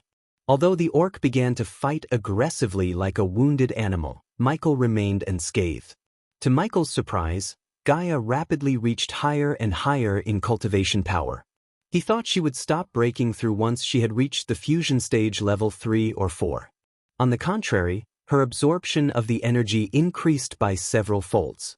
She climbed up the cultivation without slowing down. Fusion stage level 3, fusion stage level 4, fusion stage level 5, fusion stage level 6. Her power soared through the roof. Nightmare had a difficult time breathing standing beside Gaia. In the air, the battle continued. The orc was in much more rough shape than before. His entire body was riddled with burning wounds caused by Michael's flaming fists. Yet, despite all the wounds and broken bones, the orc continued to fight with new vigor. His wounds even slowly healed. Michael had enough of the orc. He wanted to finish the battle. The quickest way to finish the fight was to grab the orc's head and twist it around. Michael was about to evade the orc's punch and flew behind him when a bright beam of light shot out from Gaia toward the sky. The sound of rumbling thunder echoed through the treacherous ocean. Nightmare saw Gaia slowly starting to float in the air. Finally, her power stopped rising. Gradually, the bright ball of energy in the dragon's mouth lost its glow. In a few moments, the light faded away from the energy ball and around Gaia. She floated in the midair with her hair fluttering. Just like lightning bolts danced around Michael's body, slithering snakes made of emerald green energy coiled around Gaia. They were in the hundreds. Tiny ethereal snakes coiled around her. Michael stopped fighting as he felt a strange force enveloping the orc. Gaia slowly opened her eyes. They were green with slit pupils. Suddenly, Michael's neck hair stood up. She looked over his shoulder to see a giant cobra materialize in the air. It glimmered like it was made of pure gold. The snake hissed at the orc, slowly wrapping its tail around the orc. The orc frantically wriggled his body to escape the snake's clutches. But the ethereal snake was too strong. It slowly crushed his body. Michael heard sickening bone-crushing sounds. Slowly, the hissing snake opened its mouth, devouring the orc. This chapter upload first at NovelBin.net. If you want to read more chapters, please visit NovelBin.com to experience faster update speed. Michael saw the orc's skin melting inside the snake's mouth. Since the snake was translucent, he could see the orc gradually turning into a skeleton. Ding! Subordinate Gaia killed a fusion stage level 10 mutated orc. The reward is 300,000 experience points. Michael heard the system sounding in his head. The Gaia before him was just as strong as him, a level 10 fusion stage cultivator. By absorbing the purified first energy left behind by the Dark Lord, Gaia jumped from the soul refining stage cultivator to a fusion stage cultivator. "I feel strong," said Gaia. She clenched her fist and looked at her arms. "Yes, you are." Michael wrapped his arm around Gaia. He gave a gentle headbutt before a warm kiss on the cheek. "System, pinpoint the curse-breaking artifact's location," Michael ordered the system. He accumulated enough badass points to locate the artifact instead of aimlessly roaming around the treacherous ocean. He didn't have any need to wander around. He got enough experience points to break through to the half-immortal stage. According to the system, he had to be in a safe environment to start the tribulation. The treacherous ocean was anything but safe. Finding a safe environment was Michael's next goal. But first, he needed to get the artifact for Eve's sake. The system asked for 100,000 badass points to pinpoint the location. It was worth the price. After a while, Michael sensed a strange energy. That was the curse-breaking artifact.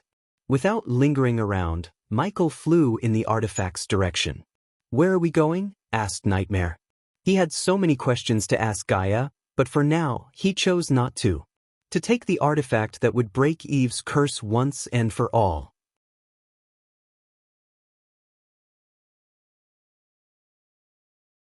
Chapter 682, Villainous Michael flew slower than before. Instead, he took his sweet time. With Gaia beside him, even the treacherous ocean looked pretty and soothing to him. After flying for almost 6 hours non-stop, Michael found a hill. He made his way to the hill and sat on the edge with Gaia.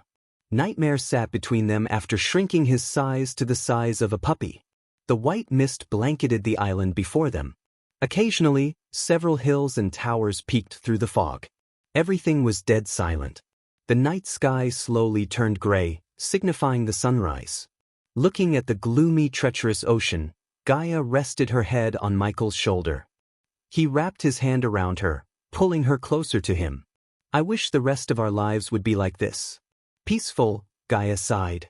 "It will be. I promise. When I am done, there will be nothing but peace in this world," said Michael. "I wish Vidora were here," said Nightmare. "Me too," Gaia nodded. "What are we going to do after all this?" asked Gaia. "Decimating Wuxia and finding your mother," Michael said. He was nonchalant. "You still haven't answered my question? Are you going to join the Council of Immortals?" Michael looked at the distant horizon. His eyes glimmered with deep thought. Finally, Michael deeply exhaled. "No," Michael slowly shook his head. "One, I don't need their resources to break through to the next level. Second, they have too many rules. I don't follow the rules. I set them," said Michael. As Michael explained, the Council of Immortals had several strict rules. Each of the members must obey the rules once they have agreed to join the council. When a cultivator reaches the half-immortal stage, the council would formally invite them through a representative of the council. 9 out of 10 cultivators would immediately join them because after reaching the half-immortal stage, typical cultivation resources wouldn't be much of a use. Without the council's resources, they wouldn't be able to achieve a breakthrough to the next level. However, once they had agreed to join the council, they would be forbidden to meddle with mortal affairs. In other words, even if their family gets destroyed by a rival family, they have no right to seek revenge. Many immortals and half-immortals spent their time in seclusion as they would lose track of time. As a result, many would lose their connection with their descendants and familial bonds. Michael didn't have any plans to join the council, even if they had no strict rules. But the Council of Immortals worked in Michael's favor. While Michael was destroying his foes, they would fight among themselves about whether they should take action against him or not. They were basically politicians with their own needs. Michael knew he could sway some immortals to his side with bribes bought from the system. His next goal was to become powerful enough to destroy the Council of Immortals if he needed to. "Just find me energy sources like this," said Gaia. Michael almost coughed up blood, hearing her. Even Gaia began to laugh. She was fortunate to find such a miraculous energy source. Suppose they auctioned the energy source. It would have easily made them billions. This chapter upload first at Novelbin. Net if you want to read more chapters, please visit Novelnext. To experience faster update speed. The source of this content is Novelbin. "I've already found one," said Michael. "The cosmic stream?" Michael nodded. "I'll take back what's mine. If I can't, I will destroy it." His voice became cold. "Now that you've warned them you're coming for them, they will try to strike you down when you start your heavenly tribulation. We need a safe place," said Gaia. According to the system, he would be most vulnerable during the tribulation. Obviously, the system would go offline. Furthermore, Michael himself would enter into a kind of trance state. His mind, body, and soul had to be changed from the molecular level. Only then could he step onto godhood. The system calculated it would take 5 days for Michael to complete. During the 5 days, his safety depended on his subordinates. Initially, Michael planned to start the tribulation in a secluded place without telling anyone. However, Gaia said that the heavenly tribulation would create enough commotion and disturb nature itself to attract every single organization in the world to reach him. Most of them would be curious to see who was entering the half-immortal stage, while some might use that as a perfect opportunity to strike him down. Fortunately, Michael had several allies to protect him. The Cain family, Aragoth, Kingdom of Royal Land, Malin family, and Silvermoon sect. He would call upon them all to protect him during the heavenly tribulation. In exchange for their protection, Michael would destroy their enemies once and for all. There was only one problem with calling out his allies. If by some means his identity got exposed, his allies would pay a hefty price for supporting the Dark Lord. "We still have no idea how many rogue half-immortals the Guardian Guild has?" asked Michael. Rogue ones were cultivators who chose not to join the council. Just like Michael, they had their own plans. Especially, a powerful organization such as the Guardians had rogue ones to protect themselves in case someone like Michael chose to attack them. Usually, these rogues would cultivate in the cold mountains. Their organization would provide them with the resources instead of the council.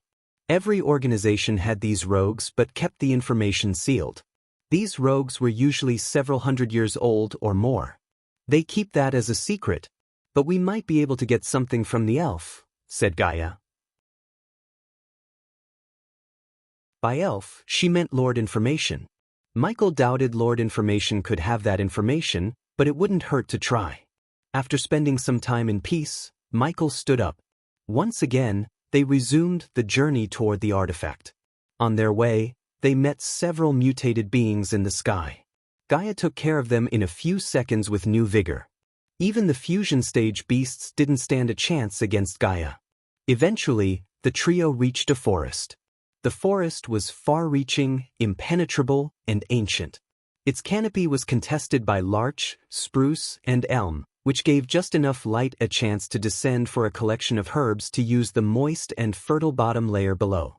Thin branches embraced many trees, and various flowers, which desperately tried to claim the last remnants of light, caught attention in the otherwise unvarying scenery. A mishmash of noises, predominantly those of critters, reverberated through the air and added to the sounds of occasional sounds of breaking twigs beneath the feet of Michael, Gaia, and Nightmare. Fearing they might miss the artifact if they flew above the forest, they chose to walk through the thicket. Michael sensed the artifact getting closer and closer to him. He wondered what this artifact that would make him break any curses was. Once he gets this artifact, he could break not only Eve's curse but also Claire's grandfather's too. Additionally, Michael planned to find more information about Claire's mother. Michael walked through the thicket until he saw an abandoned cabin. Nature had long claimed the cabin to itself. The small cabin was completely riddled with veins, roots, and a thick green blanket. To an oblivious man, it was just a cabin. Gaia couldn't sense any energy radiation from the cabin at all. Even Nightmare, who perceived the world with a different view, couldn't tell there was a powerful magical artifact inside. To Michael's surprise, there were no traps or arrays around the cabin. "There it is," said Michael. The trio slowly headed toward the cabin. The cabin door slowly creaked open. Gaia conjured a ball of fire to light the cabin. The cabin was just as gloomy and abandoned inside as it was on the outside. It was empty with no furniture. The wooden cabin creaked with every step Michael took forward. Michael looked around. He sensed the artifact in the cabin, but he couldn't see it with his eyes. This chapter upload first at Novelbin. Net new novel chapters are published on Novelbin. Michael, Gaia called out for Michael. As far as she could tell, there was nothing in the cabin. Before uttering a word, Michael activated his X-ray eyes. He searched for a heat signature in the room. As Michael expected, something glowed on one of the walls. It took Michael a couple of steps to reach the wall. Michael saw a rune glowing with his X-ray eyes. He wasn't an expert in runes. So Michael decided to order the system to break the rune. "System, break this," ordered Michael. Surprisingly, the system only asked for 10,000 badass points. It already took enough to locate the artifact. The moment he willed the system, Michael sensed another being appearing in the cabin. "Look out!" Gaia quickly warned Nightmare. The bow and arrow materialized in her hand in a blink of an eye. When Michael slowly turned around, he saw a ghostly figure of an elf floating in the middle of a room. Just like any other elf, the man had pointy ears and golden hair and wore azure robes. He looked at Michael with a strange look in his eyes. "You're not the chosen one," said the elf. Michael remained calm. After a while, a grin emerged on his face. "Well, I am the one who's here," said Michael. "Who are you?" asked Gaia. "Leave." Instead of answering Gaia, the elf answered with killing intent. His voice sounded loud and threatening. "Funny, I was about to say that," Michael calmly said. He started to walk around the elf with his hands behind his back. "I don't give a damn about the chosen one. I am here to take what's mine. Yours?" The elf's ghostly face twitched. His eyes glimmered with fury. "I created the staff. You have no right to it," the elf snarled. "Oh, I am scared," Michael ridiculed the elf. "You're just a soul piece. In a few minutes, your protective runes will be destroyed, and I will get your staff," said Michael. For a moment, the elf didn't respond to his words as he was too furious. "Don't worry. I'm going to do you a favor. It's going to sound villainous, but I will absorb you. So you and your staff kinda belong to me now. The novel will be updated first on this website. Come back and continue reading tomorrow, everyone."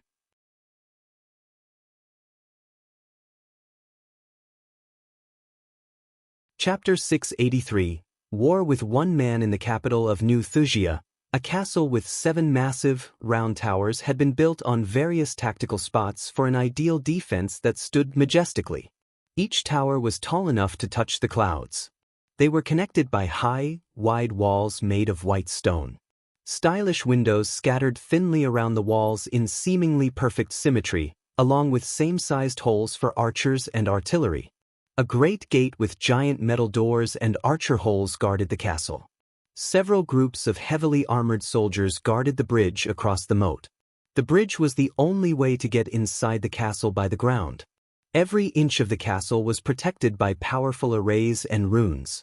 Various large houses were scattered outside the castle gates. Surprisingly, the rich were comfortable with living outside the gates as well. This castle was relatively new, but so far, it stood its ground with ease, and it'd likely do so for ages to come. Nonetheless, the castle was still in the early stages of construction. There were still many things left to build. The royal family of Wuxia aimed to make the castle the biggest and the grandest castle in the entire world. They wanted to rival the castle of our empress herself. Even in the early stages, the castle made many castles in the world look pale in comparison. The sheer size of the castle would terrify anyone. The castle was at least 10 times bigger than a typical castle in the world. The falling snow added an extra layer of charm to the already imposing castle. King Maxim was generous with the soldiers guarding the castle. On top of soldiers patrolling the castle grounds, soldiers were flying above the castle with a chute to kill anyone who entered the airspace of the castle order.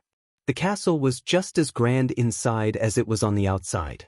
Huge braziers hanging from each of the 12 ivory columns lit up the lower levels of the throne hall. They engulfed everything in a flickering radiance. The gemmed runes on the layered ceiling danced in the flickering light while sculptures and marble icons looked down upon the mosaic floor of this imposing hall. A turquoise rug ran down from the throne and marked the closest spot people could stand when they addressed the Royal Highness. Forked banners with emblazoned sides drooped from the walls. Between each banner sat a small altar full of candles. A few of them had been lit and, in turn, illuminated the paintings of previous kings and queens of Wuxia below them. Hefty, stained glass windows of mesmerizing mosaics were concealed by draperies colored the same turquoise as the crimson-red banners. The curtains had been adorned with fancy tassels and impressive needlework. At the end of the hall was a towering throne made of various rare and expensive metals on a higher platform. There were at least 20 to 30 steps between the throne hall and the throne. The throne was built to resemble a crown. It was adjoined by two equally impressive thrones for the queen and the princess. Every inch of the throne was covered in intricate marks, and a sapphire lantern was fixed on each of the elegant armrests. The fluffy pillows were a dark lavender adorned with gilded tracery. Those seeking the wisdom of their royal highness could do so on the several long and rather bulky granite benches, all facing the throne in a half-circle. Those of higher standing could instead take seats in the specially decorated mezzanines facing the throne. At the moment, several people occupied the throne hall. They all had dark lines on their forehead. One of them was a tall knight armed to the teeth. He was facing King Maxim, Queen Valeria, and Princess Victoria on one knee. The man had a scar running across his left cheek.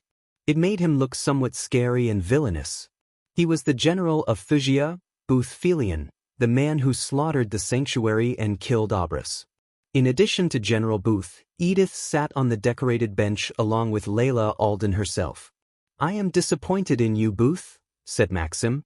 The disappointment was obvious on his face. "Let's hear how he is going to fix the situation," Queen Valeria said, gently squeezing Maxim's hands. She had known Booth since she was little. He was the most loyal man in the entire Wuxia. As far as she was concerned, one mistake was not enough for them to punish the man who's been risking his life every day for the betterment of Wuxia. "I have sent my best men. They will finish their task," said Booth. Layla's eyes glimmered with anger. But she remained calm for the sake of her sister. Although Layla and Edith were sisters, they didn't share a strong familial bond. Only a few in this world knew that Edith was not Layla's biological sister. Layla was born to the first wife of Lord Norbert Alden, and Edith was born to his second wife. Almost after 25 years, Norbert married Edith's mother, and she was born a year later. By that time, Layla had already left her homeland and secluded herself from the outside world. Yet, despite everything, Layla did love Edith. That was the only reason she agreed to come to Wuxia when Victoria called for her. On one hand, Layla had to think about Edith and save her. On the other hand, she had Ghost, the father of her spirit child, to think about. This chapter upload first at Novelbin. Net. If you want to read more chapters, please visit Novelnext.com to experience faster update speed. This chapter is updated by Novelbin. Leave, Maxim dismissed Booth with a wave of his hand. Since Layla and some other prominent figures of Wuxia were in the hall, he couldn't talk freely with Booth. Victoria waited till General Booth left the hall. Afterward, she turned her gaze toward Layla. "Thank you for coming here, Lady Alden. Your actions have put my sister in danger." "So yes, I had to come." Layla's words were cold. "Layla," Edith nervously whispered. "We understand your concern and anger, Lady Alden," said Valeria with a gentle tone. "But this is not the right time to point fingers." "Have you found a cure for Edith?" asked Valeria. Layla sighed and slowly shook her head. "There's nothing I can do for her. He has injected Edith with something new, something I have never seen in my life." Everyone was startled by Layla's words. Silence swept across the hall. Then, after long moments of silence, Victoria's words cut through the silence. "What about Mother?" asked Victoria. "She's infected too." Layla's words made Victoria's heart skip a beat. The sound of people gasping in shock resonated in the hall. King Maxim's eyes turned predatory. Dangerous killing intent radiated from his body. "You are welcome to let the healers, alchemists, and runemasters inspect their bodies. But I doubt many would even find something is wrong with them," said Layla. "How is it possible?" mumbled Victoria. Valeria was terrified. She recalled how vividly Victoria described what had happened to Edith. Her hands began to shiver. None of them had an idea how Ghost poisoned the queen herself. The answer was simple: he didn't. He just sent Arya to Wuxia and let Cain guide her. Cain planned the operation just like Michael would have. Queen Valeria was protected by fusion stage cultivators. They weren't at the fusion stage or even remotely had a chance to reach it. But they were loyal to the core. Therefore, King Maxim allowed them inside the secret room where the air was filled with cosmic energy. As a result, getting near Valeria was impossible, especially for a core formation cultivator like Arya. This chapter upload first at NovelBin.net. If you want to read more chapters, please visit NovelBin.com to experience faster update speed. But fortunately, she didn't have to get close to Valeria. Instead of directly injecting the blood tonic into Valeria, she injected them into meat, vegetables, and ingredients used in the castle. It took Arya to do some research to find where and how these ingredients were getting into the castle. But with the help of spiders and drones, the task became easier than she expected. If it were the normal blood tonic, the alchemists who inspect the ingredients for poison would have detected it. It was not the normal one. Michael turned 5 million gold coins into badass points and used them to modify the blood tonic using the system. The task was not simple, but it was worth every badass point. He even risked Arya's life to poison Valeria. "That's for you to find," said Layla. "Is there no way to cure them?" asked Victoria. Her heart was clenched by fear. She was afraid for her mother's life.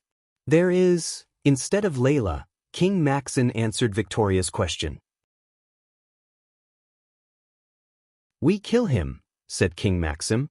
"I will personally claim his head and end this threat once and for all," said Maxim. Deep down, he would sacrifice both Edith and Valeria in a heartbeat to achieve his goal, which was to conquer the entire world. Their lives would be the price he had to pay for domination.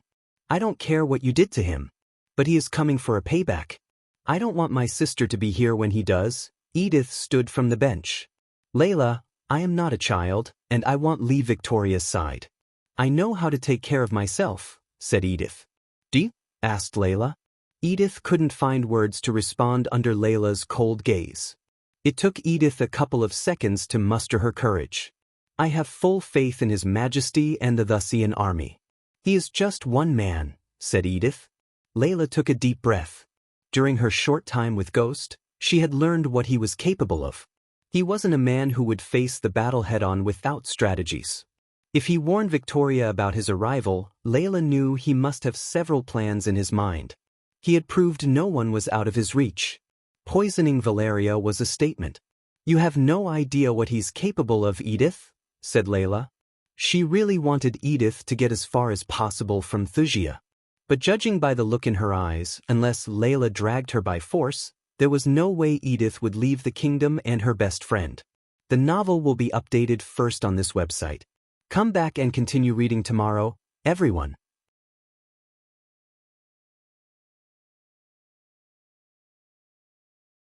Chapter 684. The Curse Breaker. Maxim Barnes dismissed everyone in the hall except Layla and Edith. "You seem like you know more about him than any of us," said Maxim. "I know him enough to know the danger my sister is in," Layla coldly responded. After inspecting Edith's body, Layla learned that Ghost could end her sister's life any second. Even her mentor didn't have any knowledge about what he had done to Edith. "If she wants, you are welcome to take her with you," Maxim said. He was nonchalant. "I am not going anywhere," Edith shook her head. "Layla, if you know him, tell him to change his path," said Edith. Layla snickered. "No, let him come," Victoria interjected before Layla could respond to Edith. "We can finish this once and for all." "I will make an example out of him," said Victoria. Her voice was murderous. After learning he had poisoned her mother, the little bit of mercy she had for Abras completely disappeared. She wanted to take his head and put it in a pike before the castle. "Edith." Layla turned her gaze toward Edith. She gently cupped Edith's face. Her motherly instinct screamed at her to take Edith away from Wuxia. Edith's eyes watered, seeing the motherly love in Layla's eyes. It was extremely rare to see Layla express her emotions like this. "Come with me to the Rainbow Island. You'd be safe here. I promise you he won't hurt you," said Layla. She knew Ghost poisoned Edith to hurt Victoria. Now that he had poisoned Valeria, he didn't have any need to hurt Edith. Furthermore, Layla could plead with him to spare her sister. But first, Edith needed to leave Wuxia. Layla didn't want Edith to be in between Ghost and his revenge. "No," Edith shook her head. "I'm not going to run away. My place is beside Vicky,"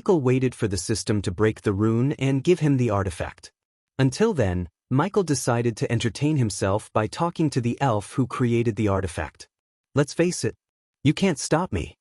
You're just a sliver of soul, exclaimed Michael. Gaia lowered her bow and started to chuckle. Look at this elf.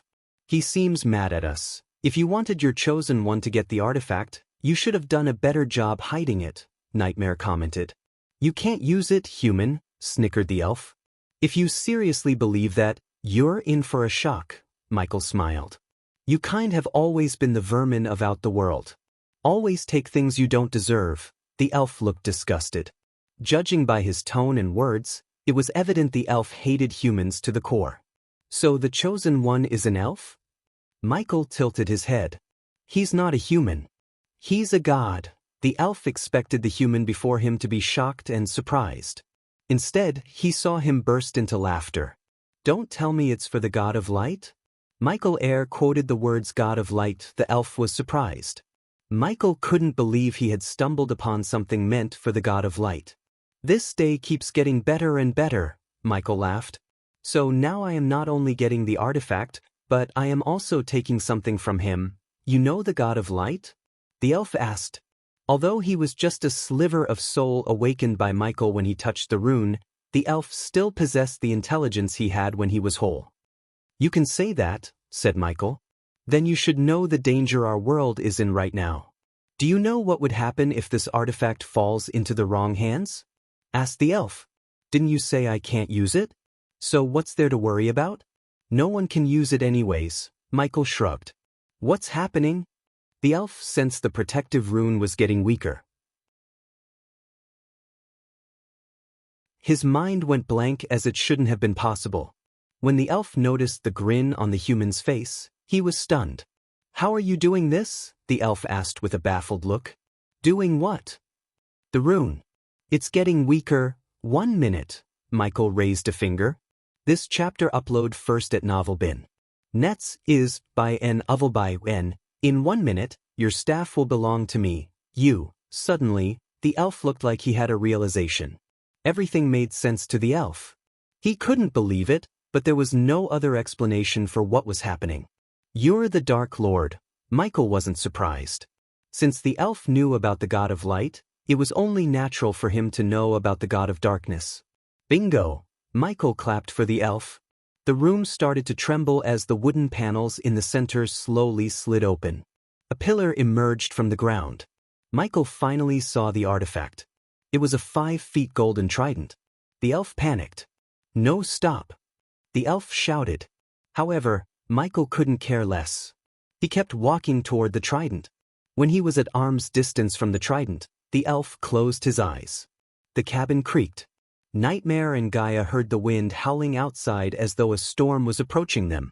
The trident trembled. It slowly rose from the pillar and was about to fly out of the cabin when Michael grabbed it tight. "Where do you think you're going?" Michael snickered. He felt the trident violently quivering in his hand.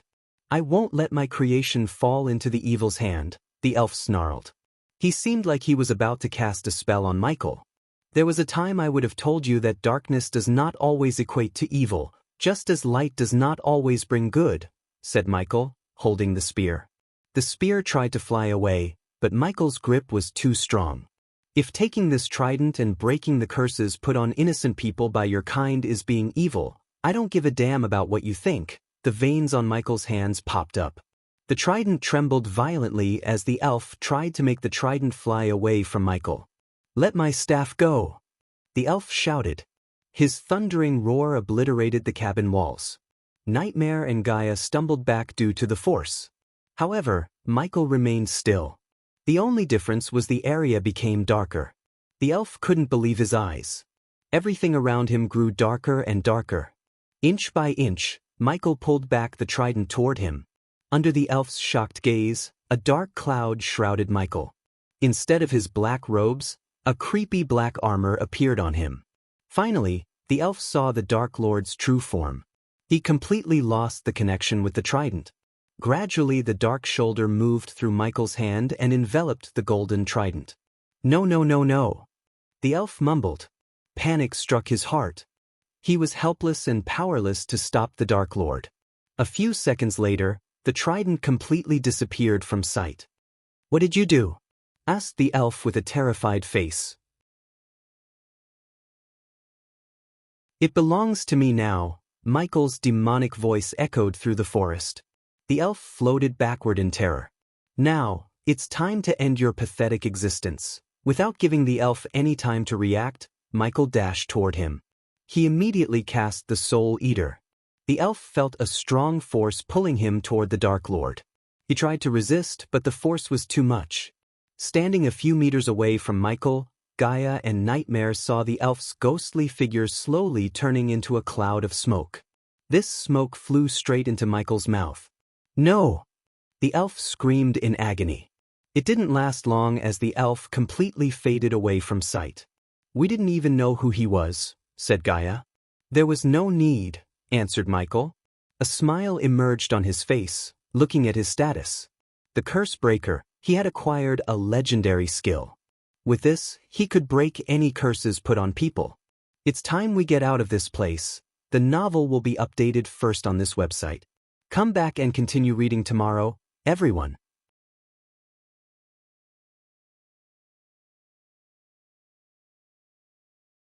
Chapter 685. Breaking Eve's curse. After taking the artifact and absorbing the elf's soul, Michael had enough badass points to buy a teleportation scroll. He used it to escape the treacherous ocean. Finally, Michael reached the outskirts of the treacherous ocean. Hovering in the air, he could see the Rainbow Islands on the horizon. He wanted to visit Layla, but he chose not to. Meeting them would endanger the whole island. His war with the Sky Hall had nothing to do with innocent people living on the island. From the outskirts, Michael just had to use the runic teleportation to reach the Voldegard castle. The people of Voldegards were busy fixing the broken walls and roofs in the castle. Heavy snowfall blanketed everything. It was knee-high as soldiers had to float above the snow to save time. Some of the servants who were sitting atop the roof, fixing them with nails and hammers, saw Michael, Gaia, and Nightmare in the air. "Master Ghost is back," the servants shouted. Everyone looked up at Michael. Without uttering a word, Michael flew straight into the castle. As he reached the hall, Michael saw the Voldegard family gathered in the hall. He saw Jennifer, Lord Julian, and Lady Astrid with several elders of the family. Lord Julian sensed Michael's presence. He quickly averted his gaze toward Michael. "Master Ghost," said Lord Julian. A strange expectation emerged within his eyes. Lady Astrid welcomed Michael with a bright smile. Jennifer, on the other hand, looked surprised. She wondered why Michael was here instead of in Amazaroth. Michael glanced at the elders, who looked somewhat bewildered. They opened and closed their mouths as though they had something in their mind to ask Michael. "Miss Elia, Nightmare." Lady Astrid embraced Gaia in a gentle motherly hug. "We'll talk later." Lord Julian dismissed the elders. They all slightly bowed toward Michael before leaving the hall. "Please make yourselves at home." Lady Astrid gestured at them to sit on the sofa. "Where is Eve?" asked Michael, plunging onto the sofa beside the fireplace. "Eve," Lady Astrid called out for Eve. "Jenny, go bring your sister to us," Lord Julian asked Jennifer. She nodded and climbed upstairs to meet Eve. "Eve said you went to Mazeroth," said Julian. "I did. Apparently, there is nothing much to learn in Mazeroth. So here I am," said Michael. He was nonchalant. "So about Eve, have you dash? Why do you think I am here?" Michael cut short Julian's words. "I can lift the curse now." Michael's words brought them both shock and delight. Astrid's eyes immediately watered up. Until recently, she didn't know the elves put a curse on Eve. She believed Eve had no talent for reaching the soul-refining stage. To be honest, she couldn't believe even when she told them about the curse. But Julian and Eve believed it was the truth. Hearing that Ghost could lift the curse, the father and mother brimmed with joy. It took Jennifer a minute to bring Eve. "Ghost." Michael looked up at the stairs to see Eve gracefully walking down. Despite the cold weather, she was sweating. Judging by the smudges on her face and the warhammer in her hand, he could tell she was training as usual. "What are you doing here?" asked Eve. "Nice to see you too, Eve." Gaia rolled her eyes. Eve sighed with a smile. "I thought you were in the Mazeroth." "I was." Once again, Michael had to repeat the same words he had said to Julian. This chapter upload first at Novelbin. Net, if you want to read more chapters, please visit Novel Next. To experience faster update speed, continue reading on Novelbin. Let's not waste any time. Michael stood up. "Lord Julian, do you have a secure room?" Lord Julian immediately bobbed his head up and down. "Follow me." Lord Julian and Astrid paced toward a private room in the castle. They used this room for important meetings and conduct shady deals. "What's going on?" asked Eve. "I am going to lift the curse on you." Eve was shocked, and so was Jennifer. Unlike Eve, Jennifer researched a lot about curses when Eve told her about curses. According to various ancient texts and books, curses were a kind of rune. Some elven runemasters specialized in curses. It wouldn't be an understatement to say each prominent elven family had a runemaster who could curse their foes. But putting a curse on people was not as simple as casting a spell. The runemaster had to get close to the victim, and it would take time to place the curse. In Eve's case, the Filvander family pretended to check Eve's cultivation talents and put a curse on her soul instead. Poor Eve didn't have any idea that they cursed her. "I read only the one who put the curse can lift it," said Jennifer while following Julian and Astrid. "Don't believe everything you read," said Gaia. Jennifer did not question Ghost. She had seen him overcome the odds against the plague. If he could lift the curse on her sister, Jennifer would be eternally grateful to Ghost. Eventually, they reached an empty room with no windows or glass whatsoever. Except for the round table in the middle, there was nothing. "Eve, come forward." "Others step back," said Michael. Julian and Astrid held each other's arms tightly. Their bodies shivered, and their eyes glimmered with concern. Eve took a deep breath. Since this was the first time using the curse breaker, Michael was unfamiliar with the procedure. He just placed his hand on Eve's forehead. "Close your eyes," said Michael. He made up this procedure. Michael then willed the system to scan her body. He felt a new sensation. Using the curse breaker was as easy as breathing. When he touched Eve, he sensed a powerful vibration in her body. Soon, This vibration turned into a scream. Michael focused on the scream. The scream sounded louder and louder to the point his head began to ache. Unlike them, the others noticed Eve's body trembling. A gust of wind breezed around her, making her hair flutter in the wind. Under their gazes, a thin layer of light emerged on her skin. Finally, Michael grabbed the source of the scream with his mind. The curse breaker felt like an extension of his arm. He grabbed the curse in her soul, a strange rune pulsing within her body. It attached itself to Eve's soul and suppressed the soul's power, hence stopping her from reaching the soul-refining stage.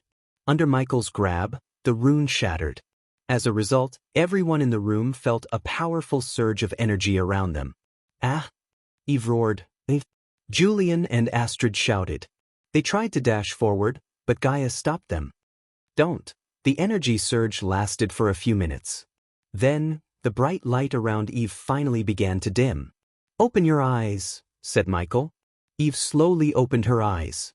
She felt lightweight, as though something heavy had been lifted off of her. This chapter upload first at Novelbin. Elbin, is it done? Eve asked. "You are curse-free," smiled Michael. In a blink of an eye, Eve's family dashed forward. They surrounded her. Julian and Astrid embraced her tightly. To Michael's surprise, Jennifer grabbed his arms. Her eyes welled up. She was on the verge of crying. "Thank you," Jennifer squeezed Michael's hands. "No need to thank me. She's my friend," Michael smiled. He patted Jennifer on the shoulder. Letting the family have some time alone, Michael walked out of the room with Gaia and Nightmare. He returned to the hall and sat on the sofa, enjoying the warmth of the fireplace. "That went smooth," said Nightmare. She leaped onto Michael's lap, circling himself into a ball. "You know we can turn this into a service. Charge millions to lift curses," Gaia pitched her idea. "Yes, but it will unnecessarily put us in a bad light with the elves. We have to use this power with caution.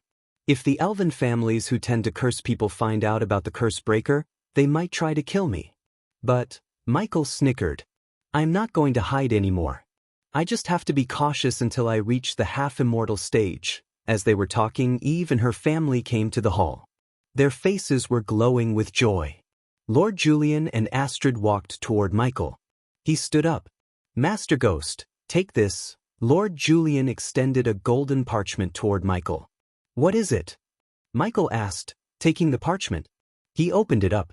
The parchment contained words written and signed by Julian. It was a deal to hand over the floating mountain to Ghost. The same floating mountain Michael fought the fusion stage Reaper. Although Michael liked that floating mountain, he felt reluctant to take it. After all, Michael helped Eve because she was his friend. For the first time since he came to this world, he did something without expecting something in return. One could say this was Michael being a goody two-shoes. "We are giving it to you. Don't be rude. Accept it." Eve came to Michael's side. She punched Michael on the shoulder. Gaia peeked over Michael's shoulder to see what was written on the parchment. A few moments later, she got so excited. Of course, she didn't show the excitement on her face, but deep down, she was bouncing in joy. Moreover, she had already formed several plans to transform the barren floating mountain into their own fortress. "Are you going to take it or not?" Eve asked with a stern voice. "Do I have a choice?" Michael smiled. "No, then I will take it," said Michael. As expected, Julian threw a grand feast for Michael, and Astrid made Michael eat up to his throat. Everything went great and joyful until the end of the feast when Eve took out a parchment from her space ring. She tossed it toward Michael. "Take a look at it," said Eve.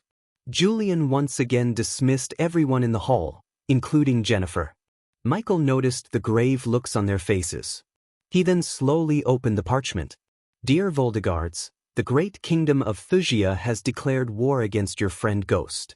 If you aid him in any way against Thusia, you will suffer the wrath of the whole kingdom. You've been warned. War Council of Thusia." Michael clenched his fist. However, it didn't surprise Michael much. In fact, he expected Thusia to make their moves against his allies. Unfortunately for Thusia, Their tactics wouldn't work on Michael because Michael didn't plan to use his allies against Wuxia. Instead, he would use Wuxia's enemies against them.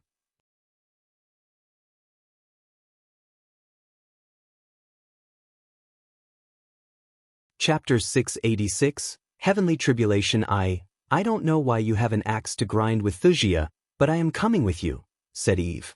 She was so calm and casual, like she was going on a vacation. No, you're not, Michael shook his head. It's between Wuxia and me. I won't put you and your family in danger. He was adamant about not involving his allies in the war between him and Wuxia. The only allies he would use were the kings who is already at war with Wuxia. Michael wanted to dismantle everything Maxim Barnes built brick by brick. Out of the question, Ghost.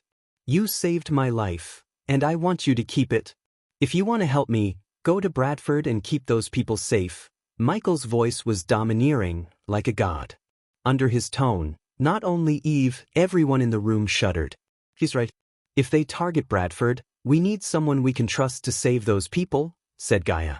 For a few long moments, Eve thought about this. Finally, she sighed. Judging by Michael's look, he wouldn't take her with him. She knew that. Hence, the only way to help him keep the people of Bradford safe. It wasn't fighting alongside Ghost, but it was better than nothing. I need a safe place, said Michael.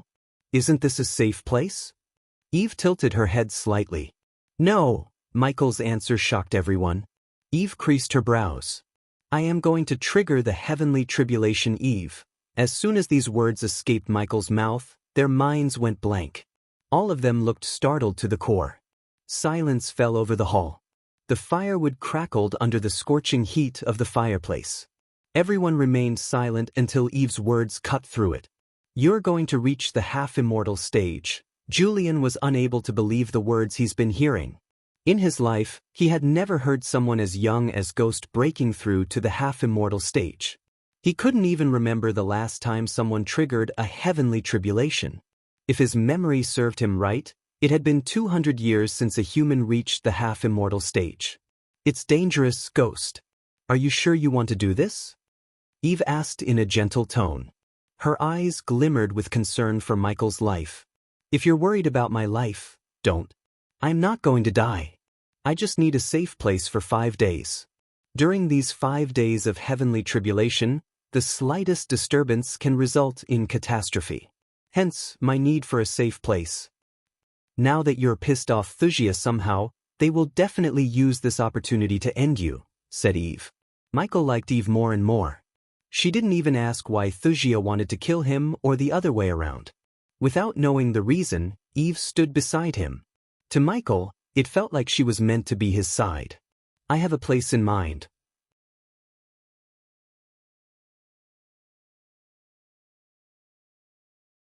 A gentle smile hiding grave concerts appeared on Michael's face. Whatever happens, whatever people say about me, I always thought of you as my friend. I had no ulterior motives for helping you, Eve. Why are you telling me this now, Ghost? Eve furrowed her brows. She was about to descend when Michael disappeared from her sight along with Gaia and Nightmare. Once the floating mountain completely disappeared from their sight, Gaia asked. Why did you say that to Eve? Asked Gaia. This chapter upload first at NovelBin. Net new novel chapters are published on NovelBin. I feel like I can't pretend to live 2 lives anymore, Michael sighed. He had this eerie feeling for some time. Even though he did everything in his power to hide his other identity, some things weren't in his control. His instincts had never betrayed him, and this time, they were telling him to fully embrace his Dark Lord persona instead of living as Ghost in the day and the Dark Lord in the night. He felt the 2 identities were stopping him from reaching his full potential. The mental pressure to keep his identity hidden was getting higher and higher. As a result, he started to make mistakes. After all, Michael was not a perfect human being to not make any mistakes. Even if our identities get exposed, I just hope the people who helped us won't get in trouble with the Guardian Guild and the Skyhull, said Nightmare. His thoughts were no different than Gaia's. She was worried about the Sunrise sect and everyone in it. Do you have a plan for them? Asked Michael. Why do you think I allied myself with the Holy Church? When the world learns Ghost is the Dark Lord, the Guardian Guild would obviously target everyone who aided us. Since the Holy Church itself helped us, they would do their best to spin the story they helped us without knowing Ghost's real identity. They would say Ghost fooled them. It's not a story, it's the truth, said Gaia. Michael nodded and continued. The Holy Church can't say they were fooled but not the others. It will make them look even worse. Plus, I always kept a distance from the people who helped us. So the Sky Hall and the Guardian Guild will put them under surveillance but won't harm them, Michael explained. I really hope your instinct is wrong this time, human. Gaia slowly shook her head. She was especially concerned for little Cindy and Raylene. They were truly innocent people who had done nothing wrong. Me too, Michael sighed. They continued to fly toward the Holy Church in the city of Ysirius, where Michael met Vishrian. The floating golden temples soon appeared in their view, being covered by snow. Read chapter 578 to refresh your memory. To Michael's surprise, when he got closer to the church, Vishriel flew out of the temple to welcome him as though Vishrian had sensed Michael's presence. Believer Ghost, Vishrian greeted Michael with a smile. Miss Elia, Nightmare, Vishrian smiled at Gaia and Nightmare.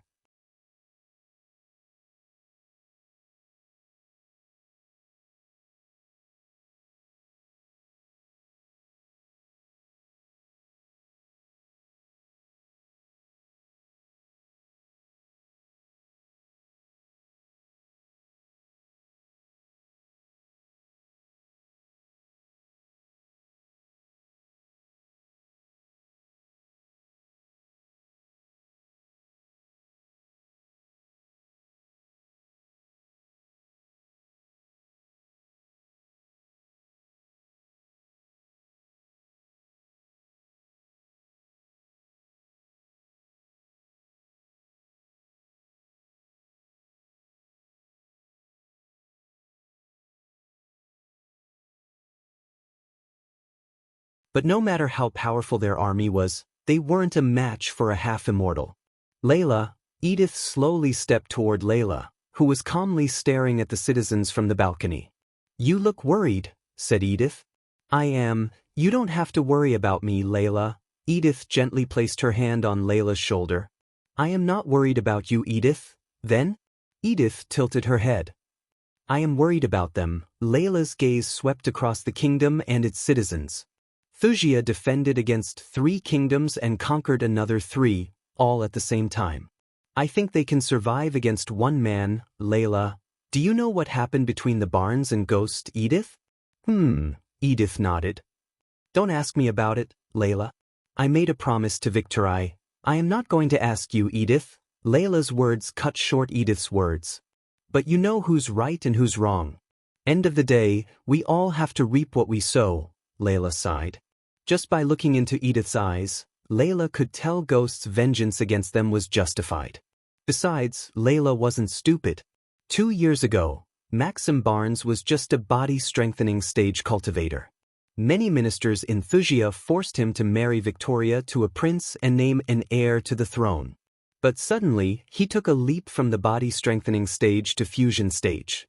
Not only Maxim but all of his closest allies got a sudden boost to their cultivation. It was obvious Maxim had stumbled upon something much more powerful, and it was somehow connected to Ghost. If you are his friend, you should worry about him more, Layla. He is just one man. They are going to kill him, not if he reaches the half-immortal stage. Layla's words made Edith's heart skip a beat.